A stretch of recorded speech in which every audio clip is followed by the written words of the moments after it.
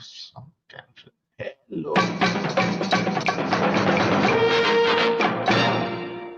Okay, let me do it. I sing better.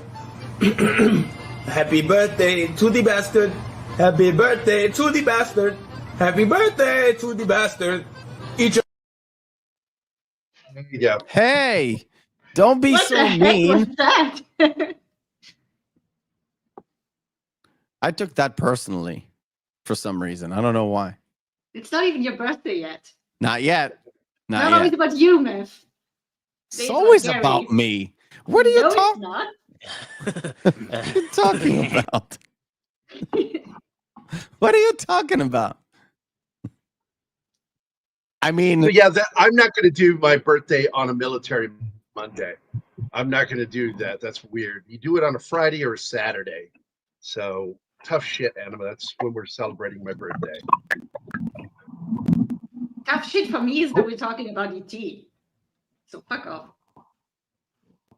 Kid is underwater again. Yep. Underwater keys. Are you here, Keith? Hey, look, I was just dropping in to say happy birthday. Have a good time on the film today. I am on my way to see my oldest for his graduation. Oh, Outstanding. congratulations. So you guys have a good time. Look, despite whatever feelings I have about this movie, it did do very well for Steven Spielberg and Universal. And there are people that are big fans of this film. Personally, I'm a much bigger fan of some of the other films that came out the year, but you know what? That's fine. You know, to each his own. You know why, Keith, right? You know why you don't like this movie? I think Kurtzman wrote it.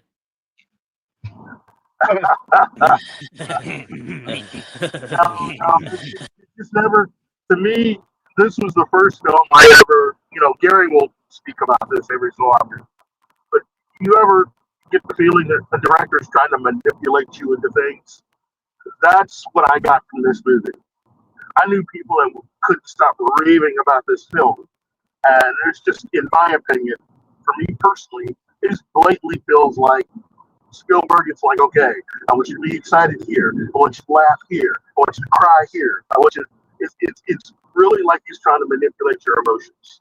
And I understand this film means a lot to him and a lot to those people that, I mean, Neil Diamond felt deep enough about the movie to write a song about it. So, it is what it is. Like I said, for me, I was busy watching Tron and Star Trek II: The Wrath of Khan and Conan, so what it is what it is.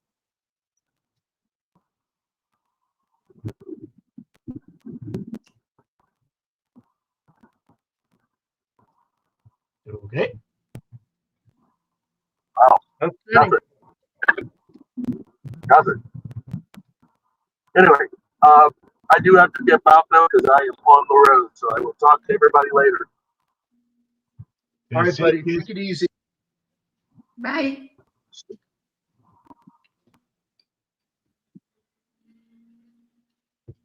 All right. So I started a poll in the chat. Do you love ET? Do you not love it? Or have you never seen it? So there you go. The poll is in the chat. Hey, Bush McFadden's here. Play his video. Give me a second, please. All right. So Here we go. I see Snorty is here. Gambit is here. Jacob the Critic, a good buddy of mine, is here. Penny is here. Emmanuel is here. Slasher Fred is here. What makes this movie a classic is that it is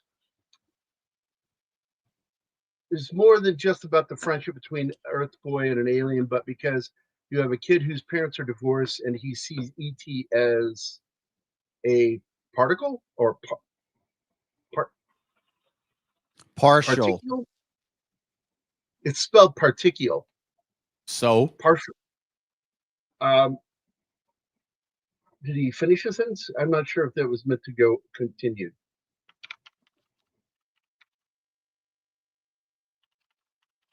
Slasher Fred, that last word threw me. I'm not sure where you were going with that, buddy.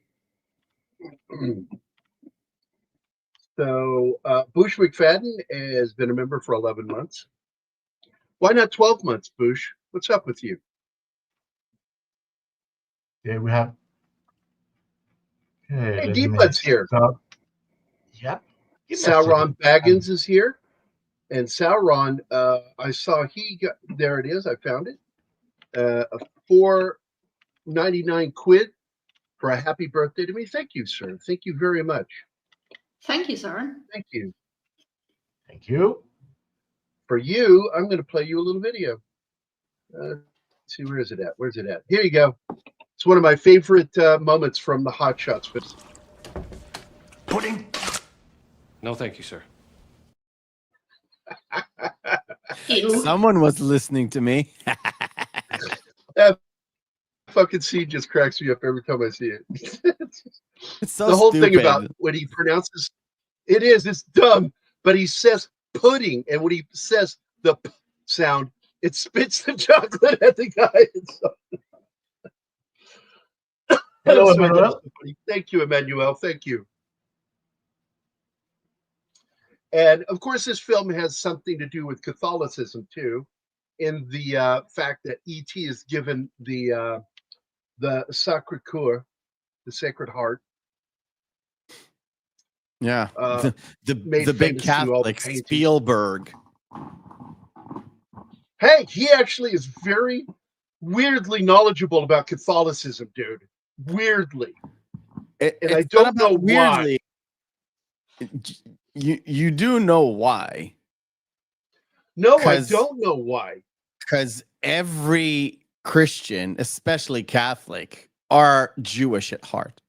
They just don't know. We're adopted Jew. Yeah, we're adopted. Yeah, so I told that to a pleasure Jewish seeing guy. I told that to a Jewish guy this week. He was so offended. Oh, they're not Jewish. God, really? They kind of are.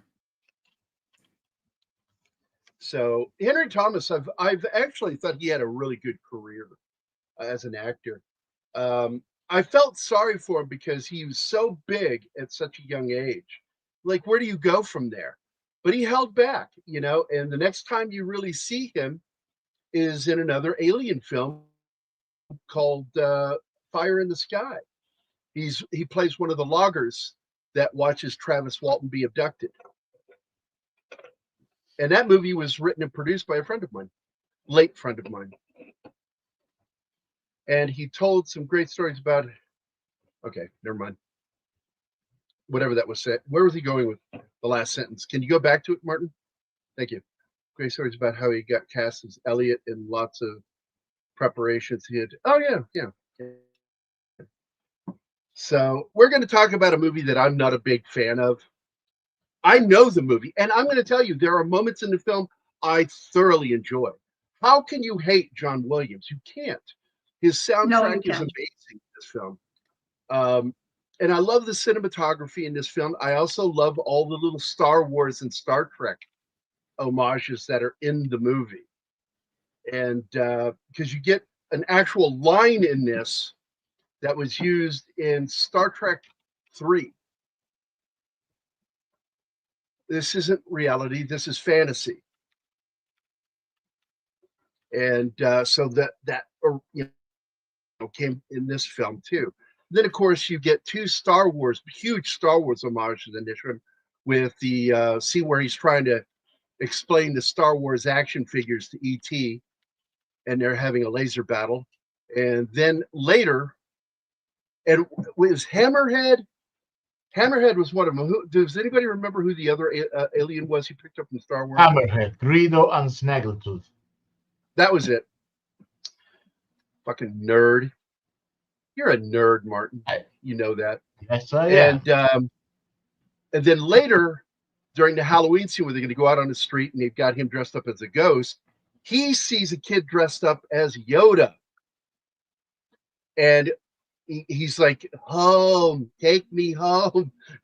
And the kid like, what? But what's even better is John Williams puts in the Yoda theme. Yeah. It's actually playing in it. There's one more Star Wars nod. That's when His brother comes home from high school, and he does the voice of Yoda right before turning around and seeing E.T., which was funny. There are lots of little moments in this film that I did thoroughly enjoy, but overall, I thought it was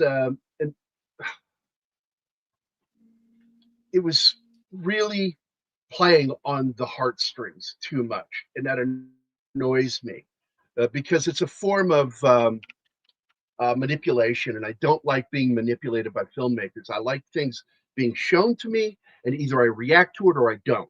I don't want somebody fucking dragging me through it like in that fucking asteroid movie with Ben Affleck. Oh my god, I fucking hate that Armageddon? movie so much. Bruce Willis. Yeah, 4 fucking times we have to go through Bruce Willis's death scene. 4 fucking times. It's like it was bad enough they did it twice, and they did a third time, and I got up to leave on the 4th when I said I'm not going to watch a film that's intentionally trying to manipulate me emotionally. I don't like that. I don't like being manipulated by a filmmaker. It's okay if things unfold naturally, but you can tell when somebody's doing something intentionally to manipulate you, and it's annoying. So, but anyway, E.T. was a big film for my son Benjamin and my daughter Zoe. Wait. Sauron not only Hey, gave you Sauron a Baggins. good happy birthday to you too, man. Happy birthday. Happy birthday to you. Do-do-do-do-do. And we have Penny. Hi, Penny. Do-do-do-do-do. So, anyway, so this was a film that was big with both my kids, my eldest and my youngest, not the middle child, the eldest and the youngest. And Benjamin loved this movie, loved the character. Zoe fell in love with the character. I bought the sequel book because a lot of people don't know there was a sequel book, and it was called The Book of the Green Planet that came out in '85. And I read that to my son. And then Zoe, when she was older, I bought her the 18 it was 18 to 24-inch tall ET, and I know that the neck extended on it. The finger lit And up, it had the and heart. the heart lit up, and yeah, the heart lit up. And if you I pushed love his that. belly, it would say phrases from the movie. And Zoe loved that thing. She loved that one and R2D2. They were her 2 favorite alien things that she just fucking loved and hugged on and everything. But I was too old when this movie came out. I was 18. And even though I enjoyed some of the nods to bicycling and all that shit, I didn't like a lot of the emotional shit that went with it. And having come from a broken home of a divorce between my mother and dad, you would think, oh, I would like really relish it. Like, no, I really didn't like that part of the film because it reminded me too much of the crap I went through. I didn't Same. feel like, oh, they get me. It was like more like, oh, fuck, man, I'm having to relive shit here. So, but it really did start out to be something better than this. And it was originally meant to be a story, kind of a semi-sequel to Close Encounters. And he'd been planning this thing for a while, called Night Skies. And he had hired Rick Baker to design the alien for it. And it was a really interesting design. Go look up Night Skies Rick Baker alien design. Go Google that shit. It's something else.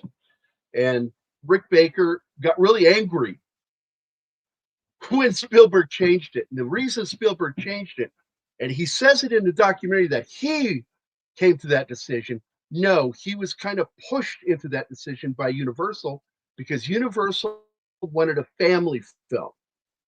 And they felt no matter how many rewrites he did to this Night Sky script, which was, by the way, inspired by the Hopkinsville incident with that family that was tormented by gremlin-like aliens. And he wanted to make his own story, which would still involve a family and kids, but and it was going to be like a rural. There's that word, rural farmhouse. I hate that word, rural. Rural. Who came up with that fucking word? I'd like to go back in time and kick that guy in the junk. Rural. What a stupid. It's probably British. Probably was a fucking limey prick. No, we So- have it in Spanish too, so I don't think it's. Oh, I fucking hate that word. No matter what, I hate that fucking word.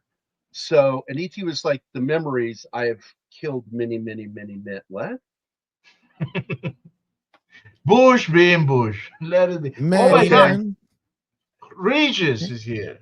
Dude, Regis, comment allez-vous? So, we have the husband and wife on the show today. Yay!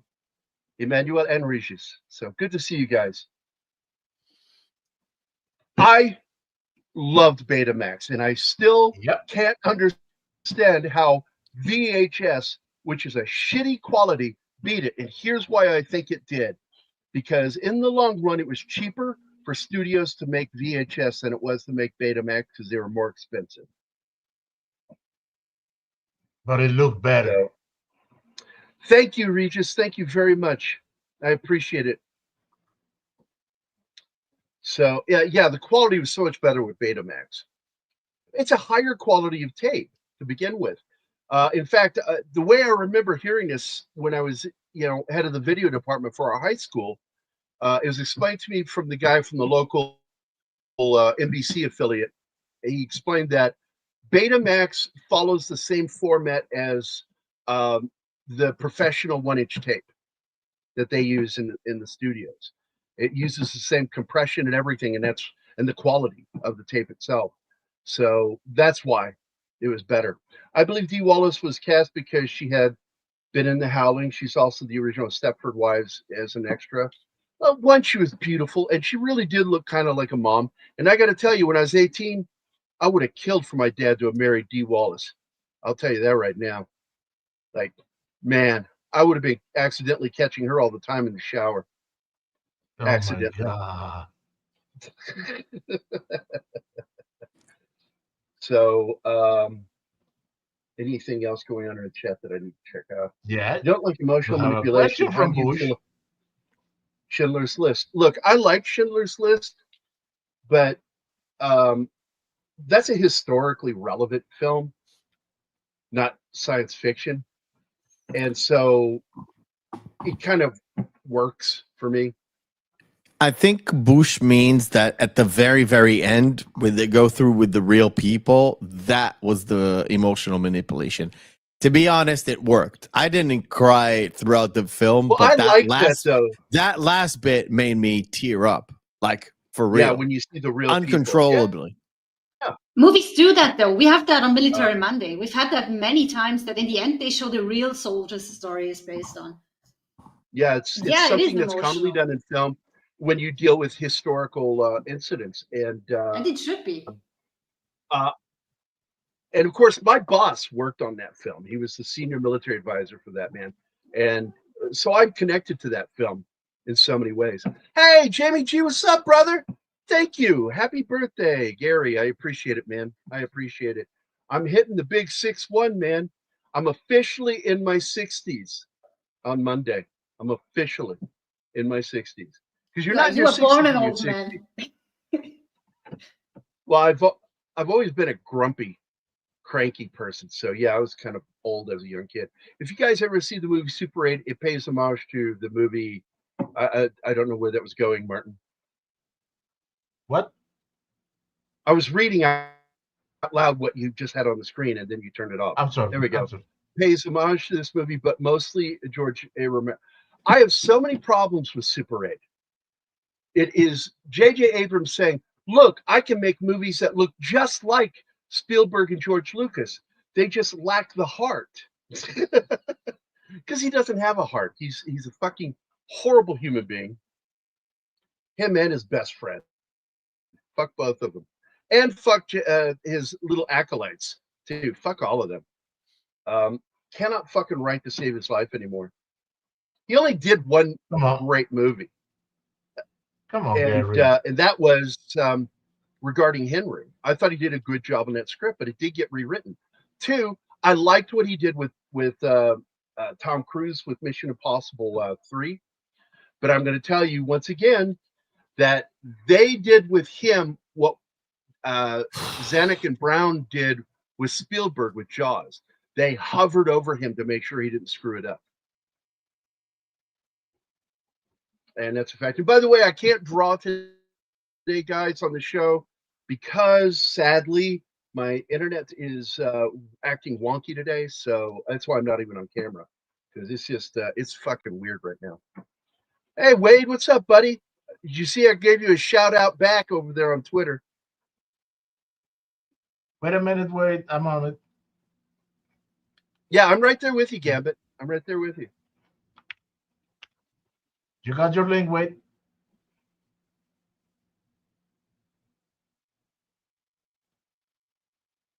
Like, what are we talking about? Fuck you, Bush. I love you, buddy. This will be his very cool opening credits. No, there's so many things in this film that's great. And the one thing I've got to tell you, the fucking cinematography in this is really good. But a lot of people don't know that the director of photography for his films, like this one, they really do follow what he says to do. All of the shot setups are Spielberg, not the DP. His directors of photography, all they do is strike the lights to light it the way he's saying to light it, and they're almost there. I don't know how to say this. It's like he's working them like a fucking puppet. He shoves his fist up the DP's ass and makes them do these things that he wants because he knows exactly how it needs to look. He is one of the biggest micromanager directors. And I would say this even over George Lucas. And by the way, do you guys know what E.T. was with his culture? No. He dealt with plants. May I? He worked with agriculture. What? Yeah, I had the book and I read it. It explains it in the book that he was a botanist. Yes, this is a botanist expedition. Yep. All of them are botanists. Only people who read the book or picked it up from what he does in the film, because he does. You see him heal a plant. It's the first thing he heals.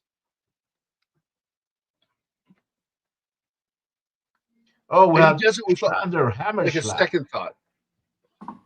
He does it like a second thought when he heals it. Yep. Thank you, Sander. Appreciate it, buddy.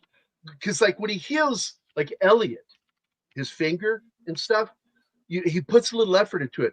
But when he's doing it to the plant, he's eating, making lip smacking noises, and just sort of reaches over and saves the plant. By the way, I love this shot of LA, and it leads to one of my favorite miniature shots, because the scene where the camera pulls up and you see E.T. looking down over the city, that is actually a 2-inch tall puppet. That is a miniature set. And it's followed then by the single worst blue screen shot in a Spielberg film, where you see the guys running around with the flashlights looking for him against the LA skylight, and they look like they're in front of a fucking blue screen. It's really bizarre looking. Look what Sanders says here. Eating root that's why he was always so punchy. No, that's why he was always so chill. Oh, right. What's What's up, birthday guy, old man? Hey, Wade, how you doing, buddy? Good. I shouldn't have seen the original title of this was not. The original title was, God damn it, I keep trying to put this fucking up there. The original title was Night Skies. And then he kowtowed to Universal. They wanted a family movie. So what he did is he took Night Skies and split it into 2 films that came out the same year. One was called E.T., the other one was called Poltergeist. Now, A Boy's Life was one of the ideas for E.T. early on. And with Universal, once they'd already agreed that it was going to be a family film. And so, but it was not the original title. The original title was Night Skies, but it was one of the titles once they made that transition. You are correct, Slasher Fred. Fun fact, one of the aliens on ET's ship is a Triffid from the 67 Day of the Triffids movie. That's funny. I never noticed it.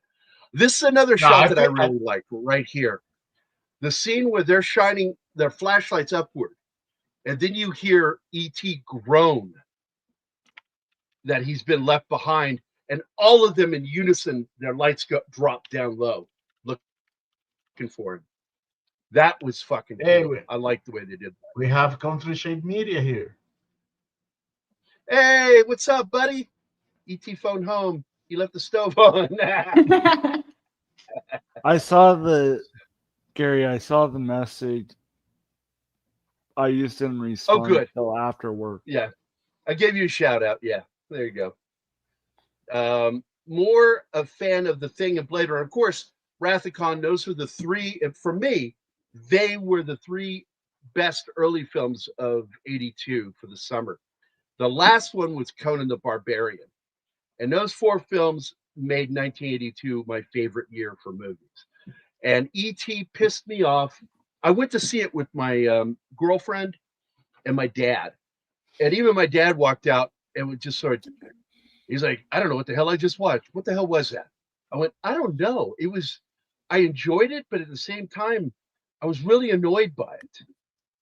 And this is the shot right here that is the puppet. A 2.5 inch tall puppet and a miniature of the skyline. Very well done.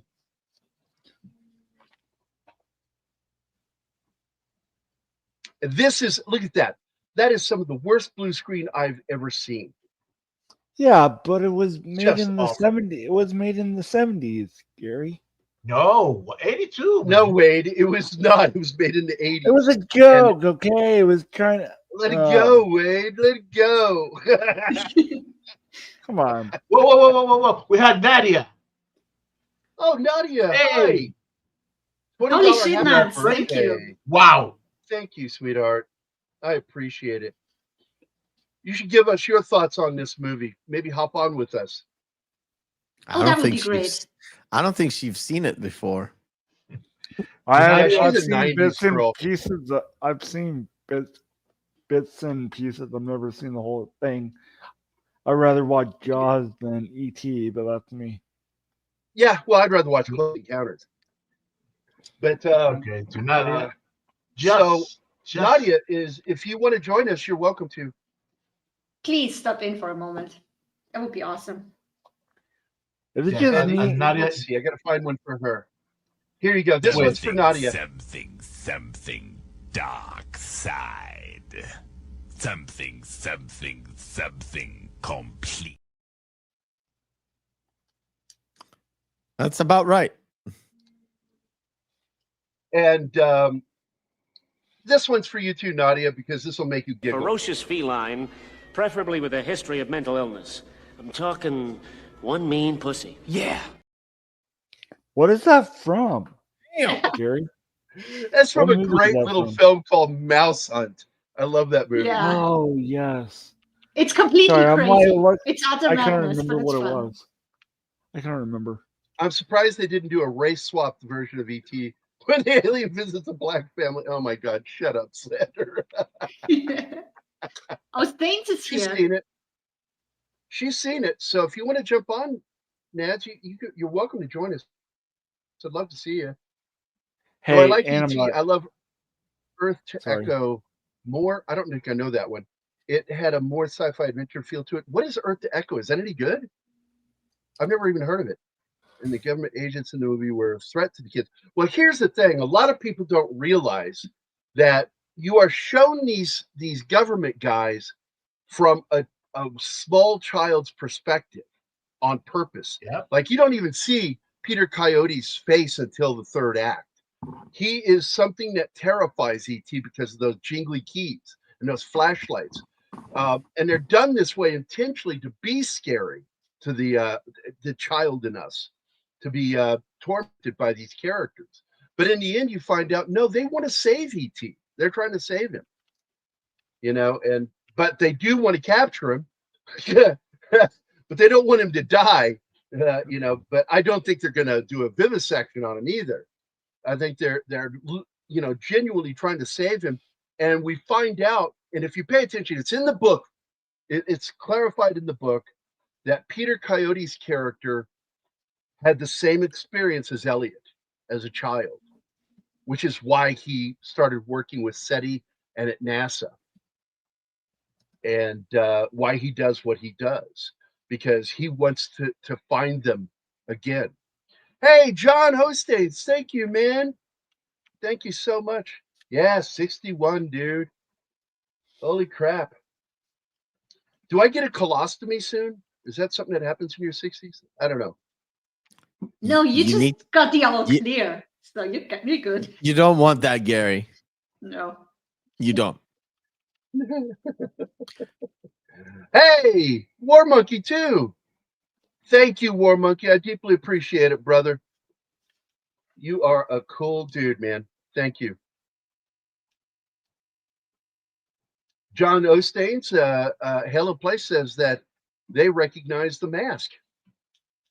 Now, I got to tell you, I don't know what that mask is from that you've got. What is that from? It looks like something. It looks like something that the guy that wrote the Sandman comics, what's his name?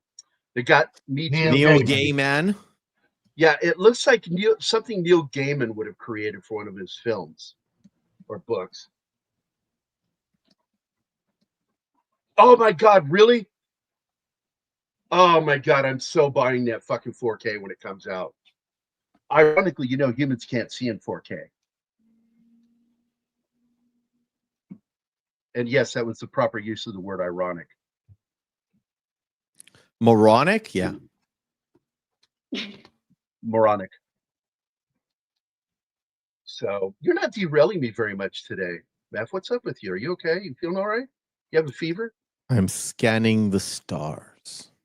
You're scanning the stars. He's looking. I remember telling you think I'm joking. No, I got to tell you, dude, I love doing that. I remember one of the things I did with Blade Zone. We actually became part of a network of websites that you could network and connect to search the stars for intelligent life, for SETI. And it was kind of one of the cool things they did back in the 90s, man. And I've always wanted to. I used to drive out because you hear a lot of stories of close encounters in Virginia, Northern Virginia, where I grew up. And so as a young adult, I used to jump in the car and drive out on the country roads out in the middle of fucking bumfuck Egypt just to see if I could have a close encounter. Never had one. But I told Don Ecker, I said, man, I really, I always wanted to have a close encounter. And then Don goes in his typical sardonic way, be careful what you wish for, boy. It's not going to be as good as you thought. Share my screen. Okay. I think I'm fucking joking. I'm scanning the stars. That. Is that your game? Is that? Yeah. That's the game he's playing. Same game I was talking about. It's just it allows me to still be in the conversation, looking at you, technically, and still be engaged and do whatever. Have some fun. That is really cool. Get some ships destroyed. Well, technically. But it really doesn't matter at this point. For today, at least, I've already paid for my ship. So for now, it's just fun. I do want to show that this is the house, the one at the center of the screen in the background. That's the house from E.T. Still there.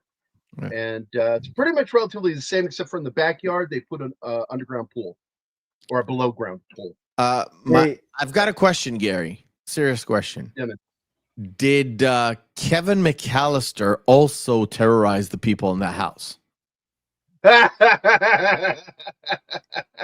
He was E.T. all along. It was a kid in a suit. Hey, Gerry, the reason he's dying at the end of the movie is because he was suffocating in the mask. He moved to the other. Is better than E.T., Gerry. Which one? Goonies. Oh, I think they're right in the same ballpark, but I enjoyed Goonies more. But I think I know where the Goonie house is. Oh yeah, it went up for sale last year, I think, and the person is talking about doing tours of the house About that time. owns it now. They haven't done. Have you heard anything on it? If it's official? No, I don't expect this to happen. Oh, thanks, Bush. I appreciate it. Well, you say friends. I'm assuming you mean all of the dolls and puppets in your apartment. Oh, shut up, Gerry. Stop being mean to your friends. He says, "Be nice, jackass." Yeah, right? All right, for other people having a birthday today, here's the video. Okay, let me do it. I sing better. Happy birthday to the bastard. Happy birthday to the bastard. Happy birthday to the bastard. There you go. Who knows? I might go to where is it? I might go to Astoria in August just to go see if I can go back there. That's where I'll be in August. Yeah, it's a beautiful place, Astoria. I don't want to live there, but too many hippies. I'll go visit. No, yeah. But so now we see Elliot do one of the dumbest things ever. Fucking instead of setting the pizza down on the porch, he sets it down on the ground where he's going to run in a second and runs right over it. Yeah, that was a waste of a good pizza. Fucking kids and pizza. Yeah. That's Mr. Bastard to you. Whoa. Sax just made a gift. 5 Thank you, Sax. Culture membership. Thank you, Sax. In the immortal words of Jack Webb, just the Zax, man. Just the Zax. Oh my God. Okay. I'll be right back in a second. Who won the memberships are Inverse Opinion, Ryu Nakanishi, Joe's Atmosphere. Look at that. Aerial Ballet and Small Time Republic. Absolutely great. Thank you, Zax. Hope you guys I enjoy appreciate that. it, brother. Zax, you're the best. Yes, it is. And I wish you would come hang out with us.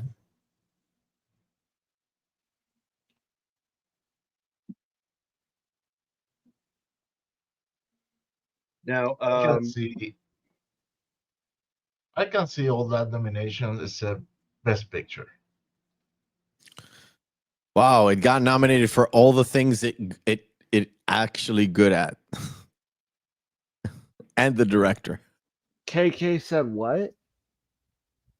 No, nothing to do with KK. It's John It was a Williams joke. stuff. It was I thought whatever. Never mind. It was Music a is the joke. best part of this. No, I agree Apparently, with in that. all the movies that KK has her name on it, she was basically the coffee girl. Yeah. Not me saying it. It was all Spielberg.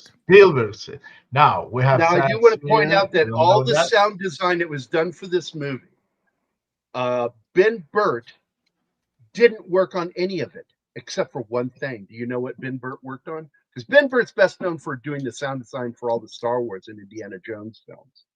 What did Ben Burt do on this film? Anybody? No idea. The voice of E.T. He was close. You were trying to fuck around and you actually hit close to the mark. No, I was genuinely saying it. I don't know, but I was genuinely asking. He was not the voice of. He was the voice designer for E.T. to give it that very specific sound.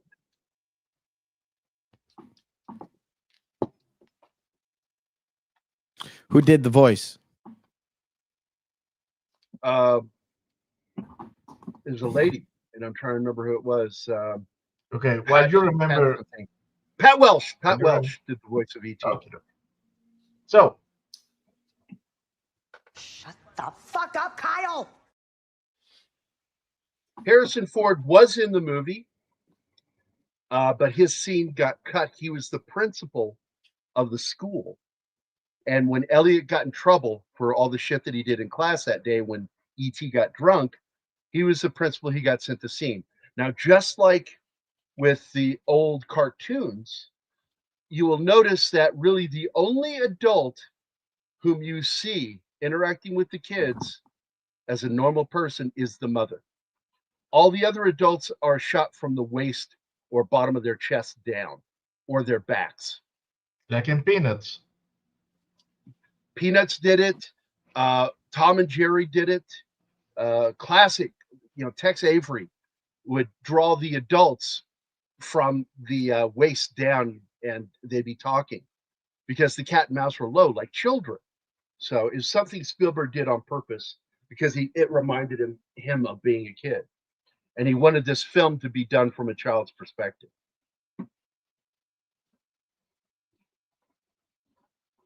Erika Eleniak plays the girl that Elliot likes in the film. Yeah. She likes him more than he likes her. He doesn't even notice her. It's not until the scene when he gets drunk off of E.T.'s boozing, and he's watching that scene from The Quiet Man with John Wayne and I just forgot her name, the Irish actress. Anyway, from The Quiet Man, that scene. But again, the mother is the only adult in this film all the way up until the third act that is seen at eye level.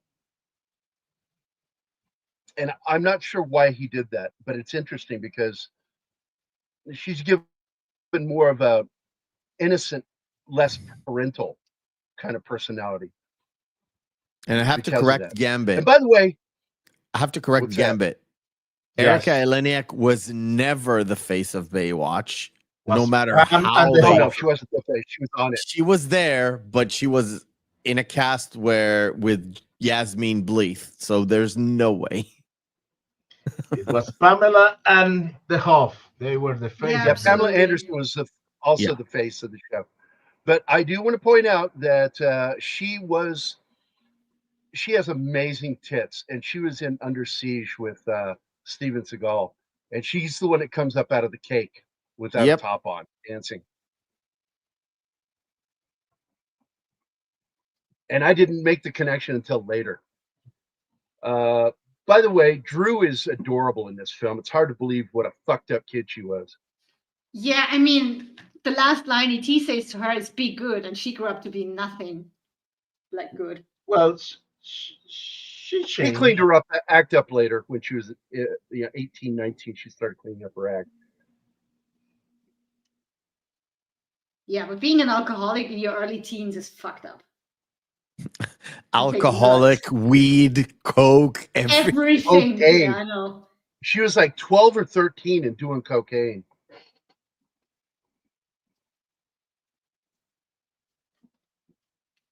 What a mess. No. That was never in there. No. What she ended up, it's alluded to in the book that there was this potential for romance between Peter Coyote's character and her, because he has that shared experience of having seen an ET when he was a child, and he wants to get closer to the family. From the point of view of the extraterrestrial, in the book, he had an infatuation with the mom. Yeah. Well, who wouldn't? That's Dee Wallace, man. She's also in Cujo, The Howling. Then she did some horrible work, not her fault, with what's his name? House of 10 Days of Maniacs, whatever that fucking guy, Rob Zombie. That guy cannot make movies. He's terrible. He can barely make any music, too. Yeah, I mean, don't get me wrong. That's my own personal opinion. I enjoyed some of his stuff that he did, but it was just this. You'll hear me complain about this with a certain composer, I cannot stand music that drones on Oh, yeah. and never goes anywhere. Why do you have so much troubles with Alan Silvestri? I'm joking. Relax. I'm joking. Welcome, Jake. He's my second favorite composer of all time. Yeah, Keys is a very interesting character. And he's more so in the book because the book is based off of the final draft of the script by Melissa Matheson, and but not the shooting script. So you'll get a lot more detail. It's sort of like if you go back and read the novelization of Halloween, you find out what really possesses Michael is an ancient spirit, evil spirit.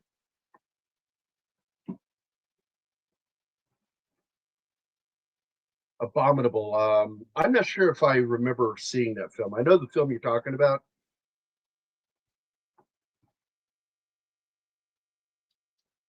Yeah. Sander gets me. He knows what I'm talking about. And you know what's sad? Is Hans Zimmer used to actually be a real composer. And then something happened to him in the 2000s, and he was ruined.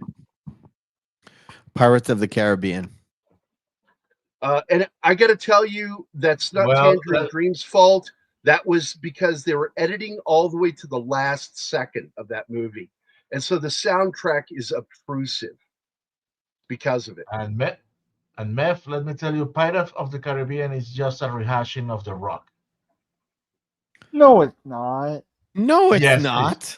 The music, yes, it is. Yeah, Okay. In fact, when Okay. they are rating the, I'm coming on camera because I'm like, trying to pick what a fight the fuck with are me you talking right now? Right now, seriously, me too. Like, what are you talking about? the soundtrack of Pirates of the Explain Caribbean. yourself, mister. The soundtrack of Pirates of the Caribbean is a rehash of the soundtrack of The Rock. Yes, it is. I won't argue there. Goddamn mind. Beethoven. I'm just trying to make a point here. Holy The shit. score when they are stealing the rocket is the same score that the okay. I don't have Put it side by side. Put it side by side, and you'll. I don't have time for you. I have Go. no tone. I cannot keep rhythm, so I cannot play drums. I cannot play guitar. I cannot play any instrument, nor can I sing. But if there's something that is similar, I can hear it. Those things are not similar in no shape, size, or form. You are absolutely incorrect. I would tell you go home, Mef, but you're already home, so bye. Yeah. Okay, somebody just brought up the flying over the moon thing. So this is where I am going to bring up the song Heartlight by Neil Diamond. Now, I had a friend once tell me, wasn't that in the movie? Am I missing something? Wasn't that song in the movie? I went, no, it is not. It's not in the movie. But that song is written about the movie. In fact, there are elements in the movie that are in the song, including flying across the moon is a line in the song. Turn on your heart light is clearly an ET reference. I hate that song. I always have. I love Neil Diamond, hate that song. And what's ironic here is that MCA Universal sued Neil Diamond over that song. Same fucking year as ET came out, 1982. They sued him over the song. And instead of doing the smart thing and using that song and doing a barter agreement to where they get to use that song freely to promote the video release and maybe even the second theatrical release of ET, they chose to stick with the lawsuit and then settled for, are you ready for this? Monumental amount. $25,000 is all they got from that song. Yeah, that was a big fuck up. That is so stupid. Somebody should got fired over that.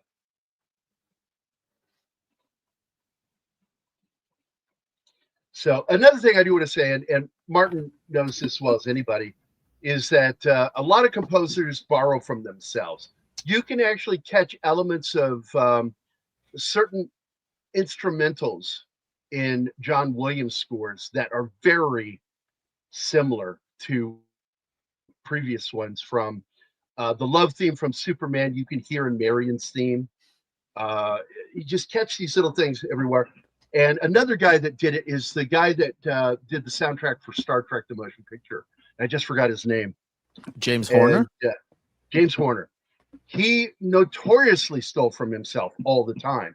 Yeah. In fact, the guitar that he uses in Star Trek: The Motion Picture is the exact same guitar that he used in Planet of the Apes. No.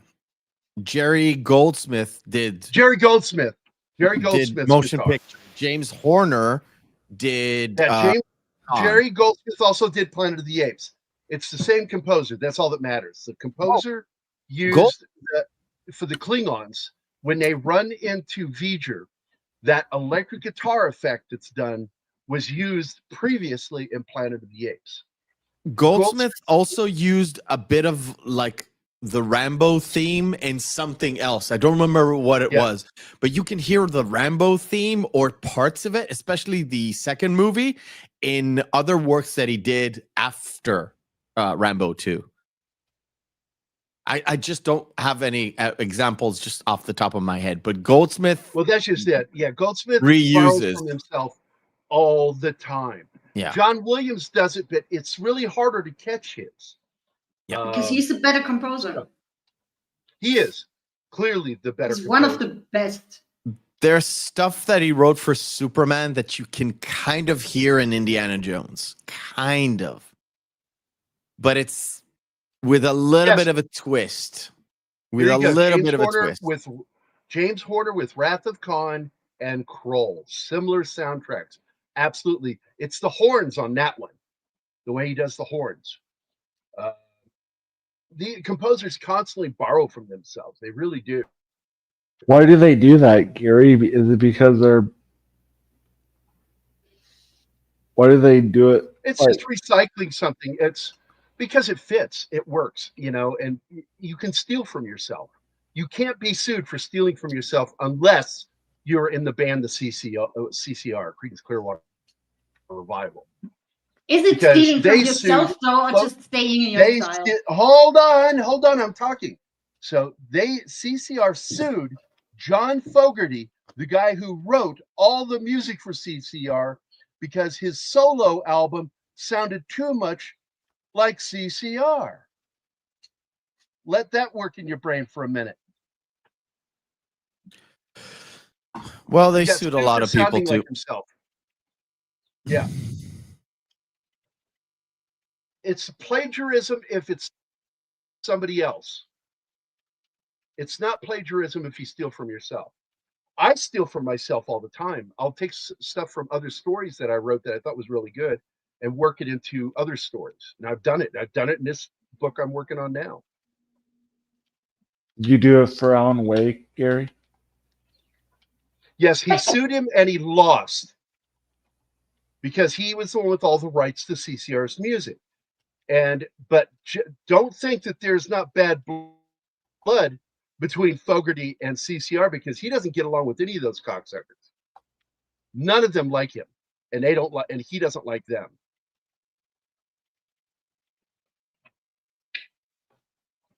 God, look at her. She's so pretty. And she reminds me of the mom from the Partridge Family. She has that same mom look. Is she one of those actresses who are just born to play moms?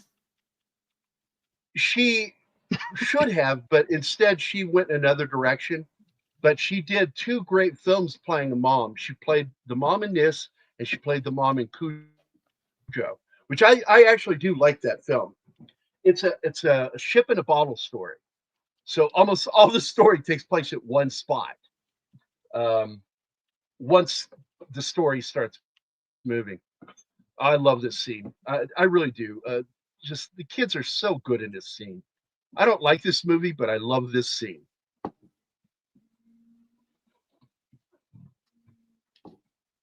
The kids are all really good actors. I'll Ennio arm is wrestle you. good. I will Very arm good. wrestle you, Bush. I will arm wrestle you on that one, Bush, and I'll win. But Yes. you won't get an argument from me. Is he a great composer? Yes, Yes. he is. I consider him one of the best, but I consider John Williams the more prolific and better composer. I agree with that, and I'm a huge Morricone And I'm fan. talking, and I'm speaking from a thematic reference because nobody writes a theme like John Williams. No one. No one can do it.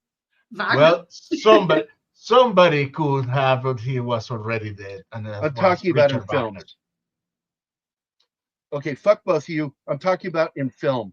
God damn, Jesus Christ. Shut up, Gerry. There's a reason he's Nobody. more popular. Nobody No. calls No. me chicken. Nobody, Needles. Nobody. What? I know that, and I can't remember what it's from. Back to the Future. Sounds like Nobody, Needles. Nobody calls me chicken. Prove it. Swipe your card. Here we go. Hey, Jake Giuliano? Did you misspell that?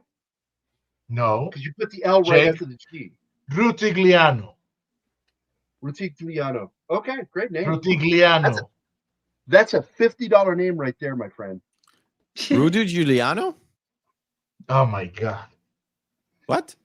What are you talking about? Rudy. Yeah, Jake. Rudy. Jake, forgive these heathens. Hey, I complimented him and said he's got a $50 name. So this is the scene where they take out the kids' science equipment and do the vivisection on ET to see if he's got their organs.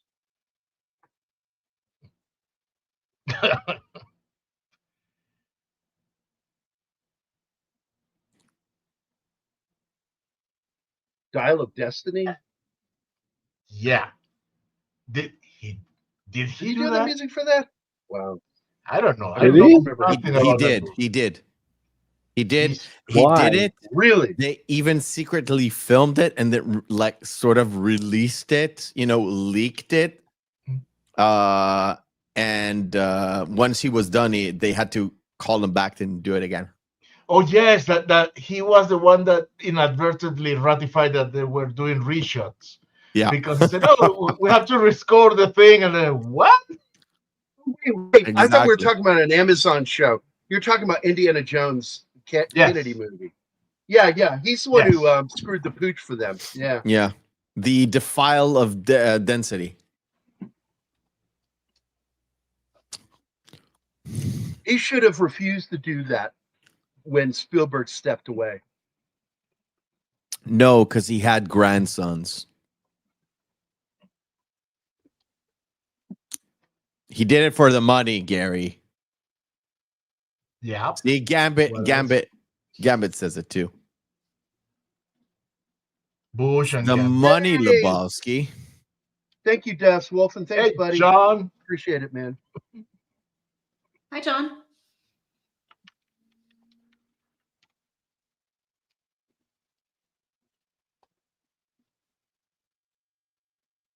Wow. I want you Bush is to going list to die on that hill. the top 10 most memorable themes.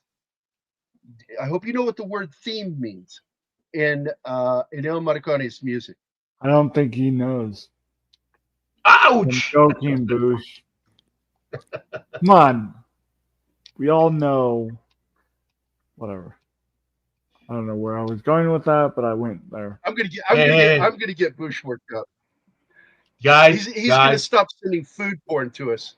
exactly. Stop antagonizing Bush because he's gonna punish us. How? Not by not posting more food porn on the group chat. You know we could. Whatever. But yeah, am I? Whatever.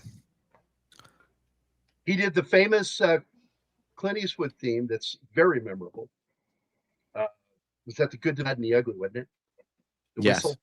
Yes. Yeah. He did that one. He did the Untouchables, which is a really good theme. Ecstasy of Gold, I would not even list. I don't know why you did that. It's not memorable. What? That's pretty What much, did you say? Yeah, what I just said. I've never John heard of Wayne- it, so it's John not Wayne is really better important. than Harrison Ford. I've never heard about Ecstasy of Gold. Ever You in my life. heathen! No, I'm not. Never I'm have serious. I. Haven't you seen the good, the bad, and the ugly? Yes. Oh, yeah. There you go. I haven't seen Ecstasy of Gold. Oh, is that the theme? Ecstasy of Gold is the name of the song, I guess. So okay. That was what I mentioned. Those are your two themes right there. And Okay, cut. now That's that the end makes of that. sense, but I didn't know. Then it you was look at a the themes name for it. of John Williams over the years. I mean, even his TV themes are memorable. Fucking theme for Lost in Space, man. That is glued in the mind of millions of fucking nerds all over the world that love Lost in Space. You know, there you go. Oh, yeah. Zach's is like, what the fuck did I just walk into? No, seriously, I didn't know the name of the theme was Ecstasy of Gold. I thought it was it's the name of a movie that have like a 60s movie. no. Okay, fine. I don't know all the names of all the movies from the 50s and 60s. And I've seen every fucking movie Ennio Morricone scored. And I love him, man. I love his, what is that called? The Italian horror films that they did. It sounds like gelato. It's something like that. It's that What? style of. I don't know what you're talking about. Italian The Dario horror films of Argento the late movies? 60s. Yeah, it's a specific genre. It's a special. It's I don't know. Like, a specific name. do you count Suspiria in those movies? Because it's Let me look horror, this but up. it's not, you know. Thank you, Sax.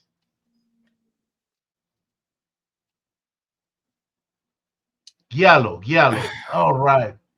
How many times That's can I the word I was- explain this? I didn't know the name of the theme was Ecstasy of Gold. I have No. seen The Good, the Bad, and the Ugly, A Fistful of Dollars, and that third one that I always forget the name of that are the trilogy. man, These are man, fantastic movies. Man, I think that Sax is referring to the fact that Gerry said that the theme was forgivable. It was not memorable. That's what. Thank you, Bush. Sax Thank is you. Yes, thank you, Bush.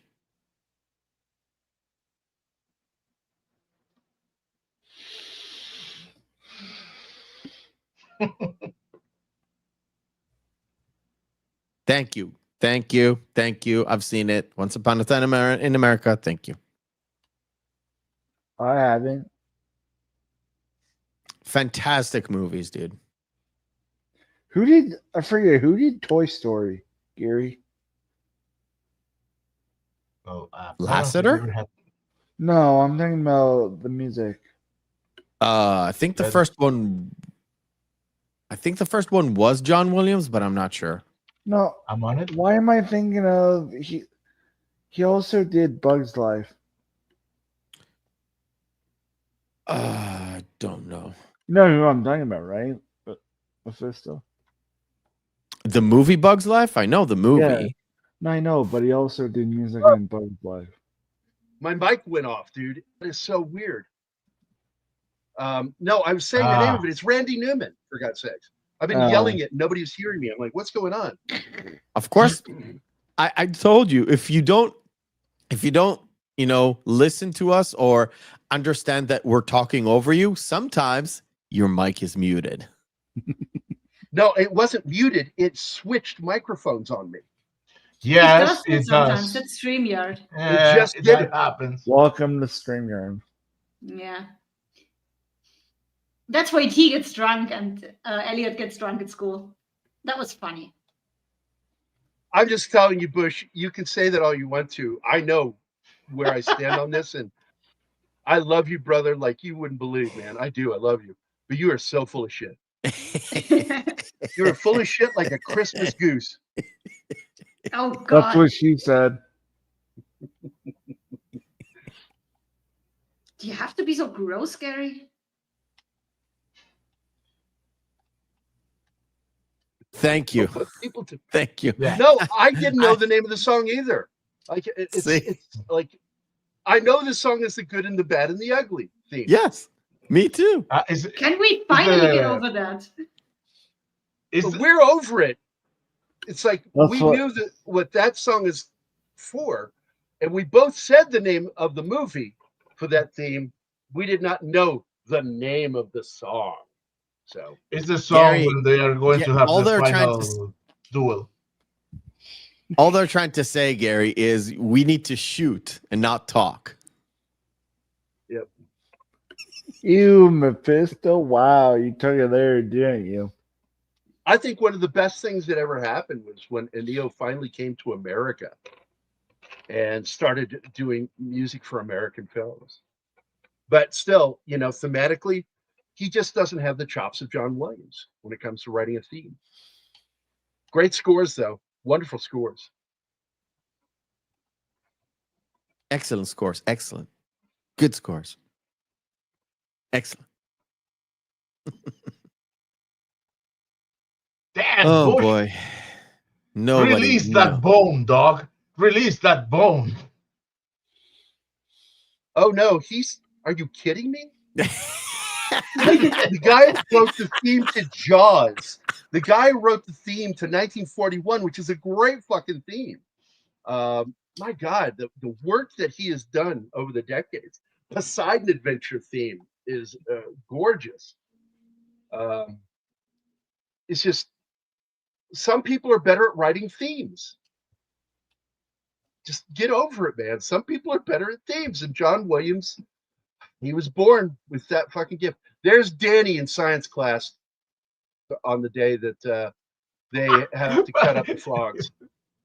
You're gonna give Bush a coronary. Okay, Gerry. Okay, I got a question for you. Yeah. John Williams or Andrew Lloyd Webber? Who did Are it? you kidding? John Williams. Williams? He steals from Puccini, for God's sakes. No, not Andrew Lloyd Webber. And you know why? I'm gonna disagree. Oh, here we go. I'm gonna mute No, my I'm mic not. for this Okay, one. I'm only biased because I love that movie / play. Okay, I was only threw it in there because I was like, I wanted off of the current topic of whoever we were fighting about. So we're not really fighting this. No, I know. I'm joking. That's why I said it.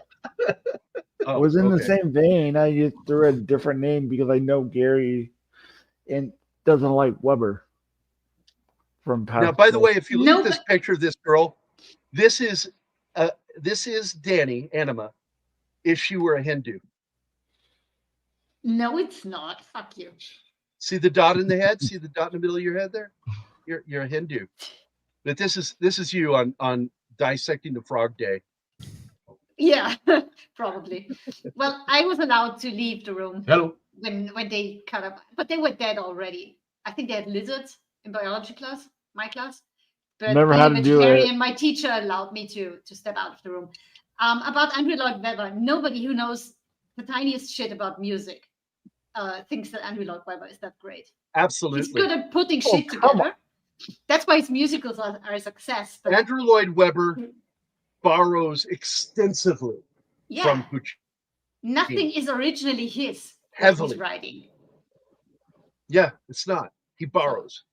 And I think Rowan Atkinson, who also, by the way, is a classically trained musician, a lot of people don't know that, took just an absolute shit on him on stage one day, saying that. And I'm like, that was balls. This is back in like 89, 1990.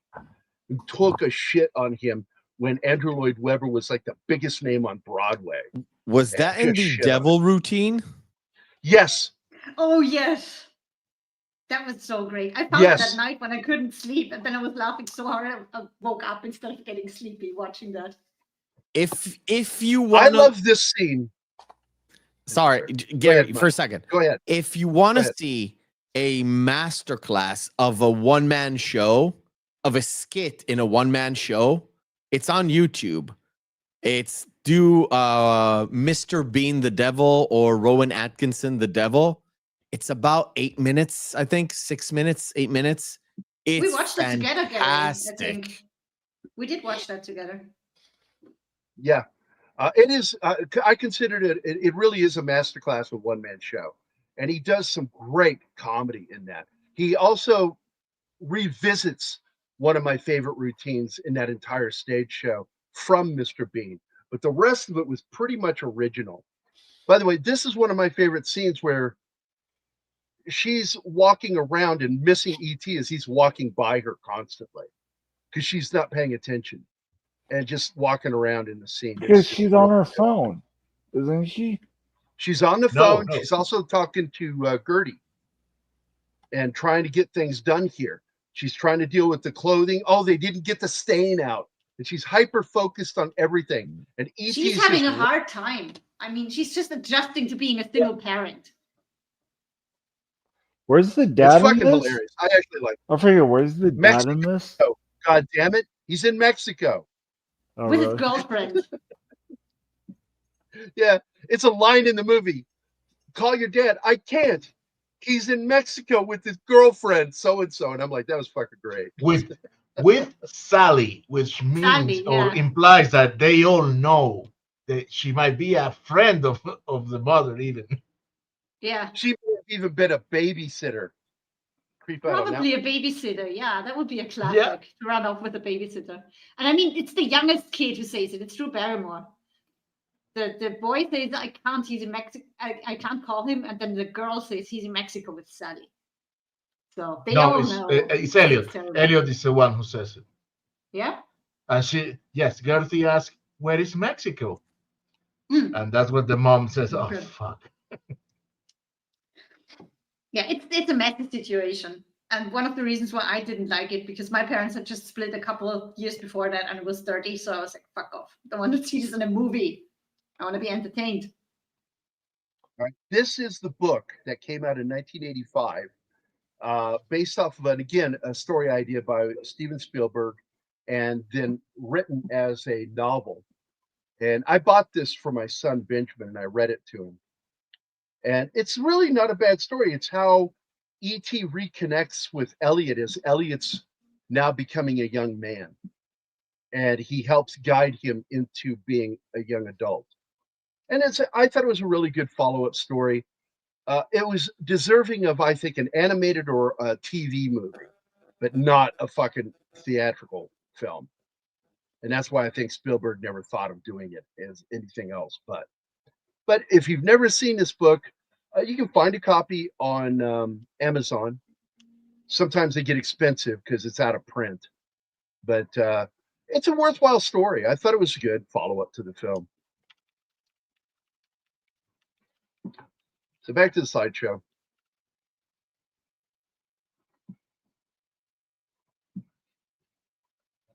Bush. I'm loving this. What's this? Not Bush, she's just An pulling audiobook his leg. companion album featuring John Williams' score, produced by Quincy Jones and narrated by Max Jan, was released in '82, exactly 2 weeks prior to Jackson's. I didn't know that. I don't remember that at all. Okay, I wouldn't like that narration. Sounds. I would like to see this. I'm going to have to go look this up.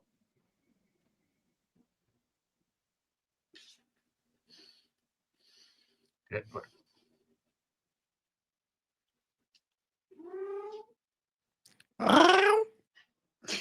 You, Anima. I got to tell you, man, E.T. makes an ugly old lady.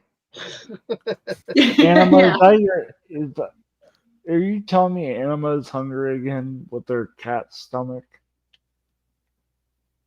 She can't be hungry. No, that cat's I fed hungry all her. the time. No, that was Loki. No, she's I still was hungry. just joking because I know Anima has a cat. Sadly, only one now. No, that was Loki. Loki was always hungry. She just gets bored, and that's when she gets annoying. It's just meowing, making that little noise all the Look time. at that old turntable, man. That's a nice stereo. Hope he's got equally awesome speakers. Oh, yeah. You can have the best turntable. Speakers are shit. It's not going to be fun. we were listening to a song by Sade on the car, and my daughter knows the song. And I asked her, "Do you know what the name of the artist is?" And she said, "Well, no." I told her the name, and I told her how it's spelled. And my wife was like, "Oh yeah, somebody bought me that CD when I was 15." And I was like, "Yeah, my parents had the record in 88 or whenever it was." Yeah, Sade, but it's pronounced Sade. And some people pronounce it Sade, which I don't know why. It's Sade, but it's, she pronounced it on an interview with MTV, and it was Sade. And I'm like, why are you adding consonants that aren't in the fucking word? No It's different the than name. Gerry. She's already missing an H. Yeah. So, but anyway, Smooth Operator, classic tune. Yeah. Shit. That's exactly the name of the song we were listening to. And the next argument between Bush and me will be, who is better, Sade or in his opinion, Bananarama? Oh, The real argument is who is better, Tracy Chapman or Sade?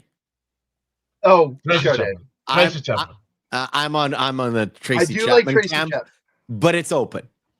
It's open for I business. think she wrote one great song, but Sade wrote quite a few good songs. She only I think she had 3 hits, but there were more songs off of that first and second album that were, I thought, radio friendly that didn't get released. Thank you, Andy. Thank you very much, Good man. to see you again. It's been a long time. yeah, it's been a while, Andy. So I was going to mention that the cinematographer for this, his name is Alan DeVue, and he's from New Orleans. Very good cinematographer. We lost him, I think, 5 years ago. But he did several films with Spielberg. He did E.T., he did Empire of the Sun, he did The Color Purple. He did one film I fucking hated called Van Helsing. And it's not his fault that I hated it. Why did you hate it? It was so over the top with the writing. It was so annoying. He he was the DP for Harry and the Hendersons, a film I really do love. He worked a lot on Amazing Stories with Spielberg. He worked for Spielberg on Twilight Zone, the movie. And I'm not sure what his first film with Spielberg was. It might have been E.T. I don't know. But he's been around for a long time, since the 60s. And we lost him 5 years ago. And it's a sad loss because directors of photography are the unsung heroes of so many movies. Douglas Slocum is one of my favorite DPs. He also worked with Spielberg. Of course, he was the one that worked on the Indiana Jones films with Spielberg.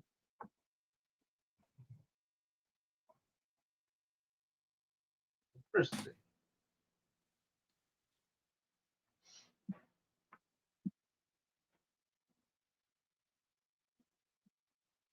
So I'm trying to look for something. It's probably something I kind of thought it was there, but it's not. Is there an ET reference in Flight of the Navigator? Or am I misremembering? You're misremembering because maybe you're confusing with the little alien that was in a terrarium. That was I mean, the we all kid established a relationship with it. There are ETs, that specific alien in the movie, one of the Star Wars prequels. Man, Episode 1. Gerry was. Oh, I was yeah, gonna okay. Say that. Darn. I get it. Darn, Gerry beat me to the punch.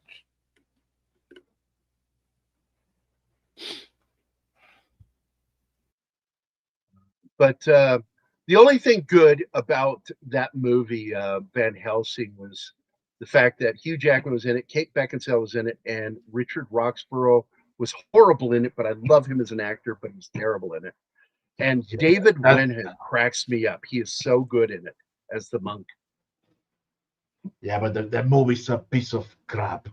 Oh, My it is. It's God. garbage. It's not even garbage. It's hot garbage. This is the other Star Wars nod right here, because one of the kids dressed up as Yoda, and E.T. thinks it's one of some friendly species he knows. And Of now we course, know because why. Because the ETs exist in Star Wars. They are part of the Galactic Council. Yep. And of course, there's a musical cue right there, done with violin and piccolo for Yoda's theme. Piccolo and oboe, they are the leads. Was it oboe? Yeah. I thought I heard violin. Well, the violins are in the background, but the theme itself is first an oboe and then a piccolo. Yeah, Falcon and the Snowman Gambit's actually a pretty good film, man.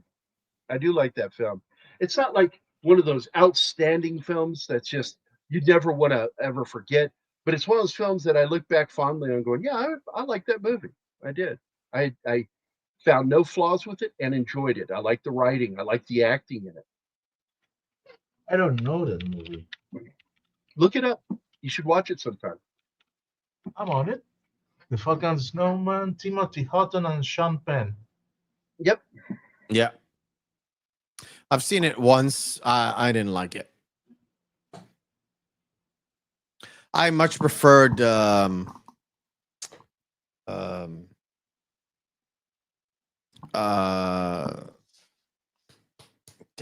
forgot. Hold on. My memory is fucking shot.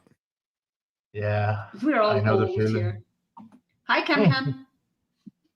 The funny thing is with the Falcon and the Snowman, the best character in the film isn't Sean. It's Timothy Hutton's performance. Timothy Hutton did a fantastic job in that film. Oh, Harley Davidson and the Marlboro Man. Another fun fucking I much movie. preferred it to the Falcon and the Snowman. Hey man, you're a pretty good shot. Where'd you learn to shoot like that? I read a book. Great line. Another movie. That's a movie that's on the list, Anima. That is on the list for films I want you to see. I love that fucking movie. Yeah, but it's another one where it's Mickey Rourke before he destroyed his face. Oh my God. Oh, he God, looks, yeah. when you see what he looked like when he was younger, the last really good film with him is another one on the list. He did with Bob Hoskins, and it's called Prayer for the Dying. I haven't Liam seen that Neeson, one. that's one of Liam Neeson's first films. yeah, but Oh, he wasn't. He shit. wasn't bad in Allison Iron. Duty. What's that? He wasn't bad in Iron Man 2, was he? His face was already wrecked. It doesn't. Yeah, Yeah, but it wasn't. So Oh, okay. his face was fucked up. So going back, Allison Duty, I love that last name. She's an Irish actress. She played the Austrian in Indiana Jones and The Last Crusade. The supposedly blonde. Austrian.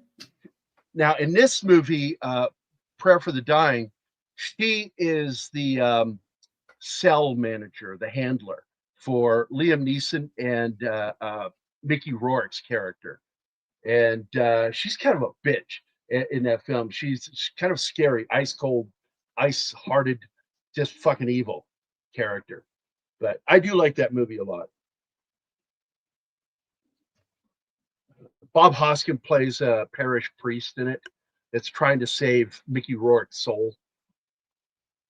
Okay, Gary, I have a question for. How do you do the like the little slideshow? How do you pull it off? Do you like? I always wondered how you do the movie thing. You use a program called VLC Player, Media Player, and you can actually set it up to make slides. I set them at about, what is it, every 3 seconds, 3.5 seconds, every 5 seconds, a new slide. And then you put that into another video program and convert it to an actual video. And that's all you do. That's it. And then you add your logo and you on do top add of it. the subtitles. You do add subtitles to it.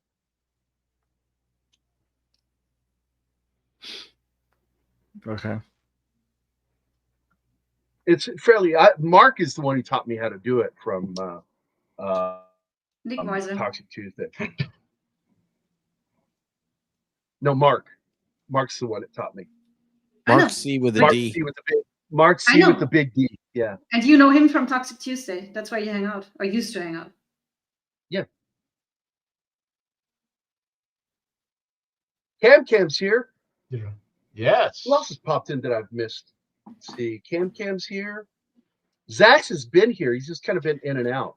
He's probably doing shit right now. Yeah, he said he's building a bed for him. So get out of the chat, Zach. Finish the bed and come on the show. Yeah, go finish the bed, man, for God's sakes. Finish the bed, take a You nap. can't and lay then down come on back. us. You can lay down on the bed. I'll take a break and jump in here. Yeah, something like that.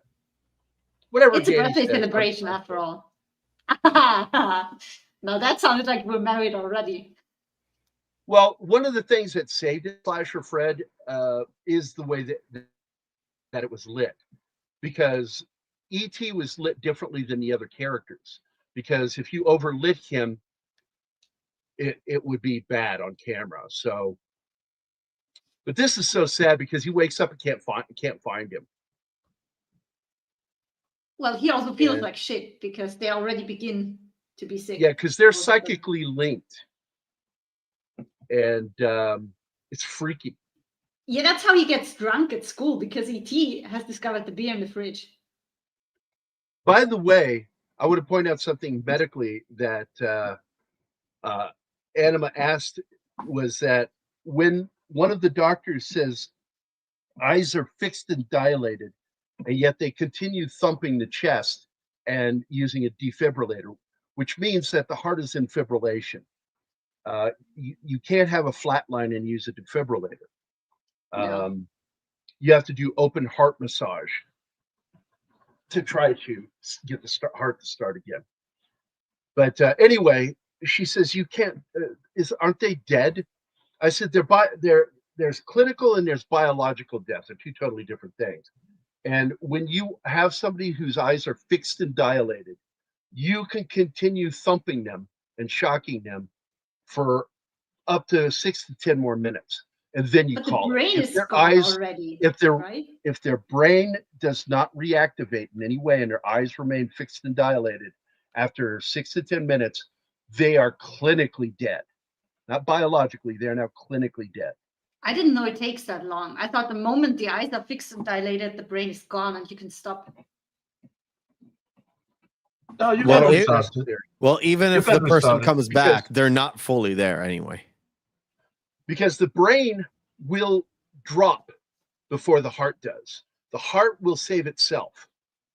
Oh yeah, Yeah, it sounds the like heart is the most egoistic It organ. almost sounds like I'm talking about The Thing. The heart will save itself before the brain, and that's a fact. It'll try to save itself before it saves the brain, and so that's why you continue doing it. And then your hope is that the electrical stimulus will kick back in. My brain has never been here, D-Bud. Mine's rented by Hertz Rent-A-Brain. Oh god, that explains so many things. A lot of fucking Now it all miles on makes this sense. thing. I feel sorry for There's a Anima lot of then. fucking miles on this thing.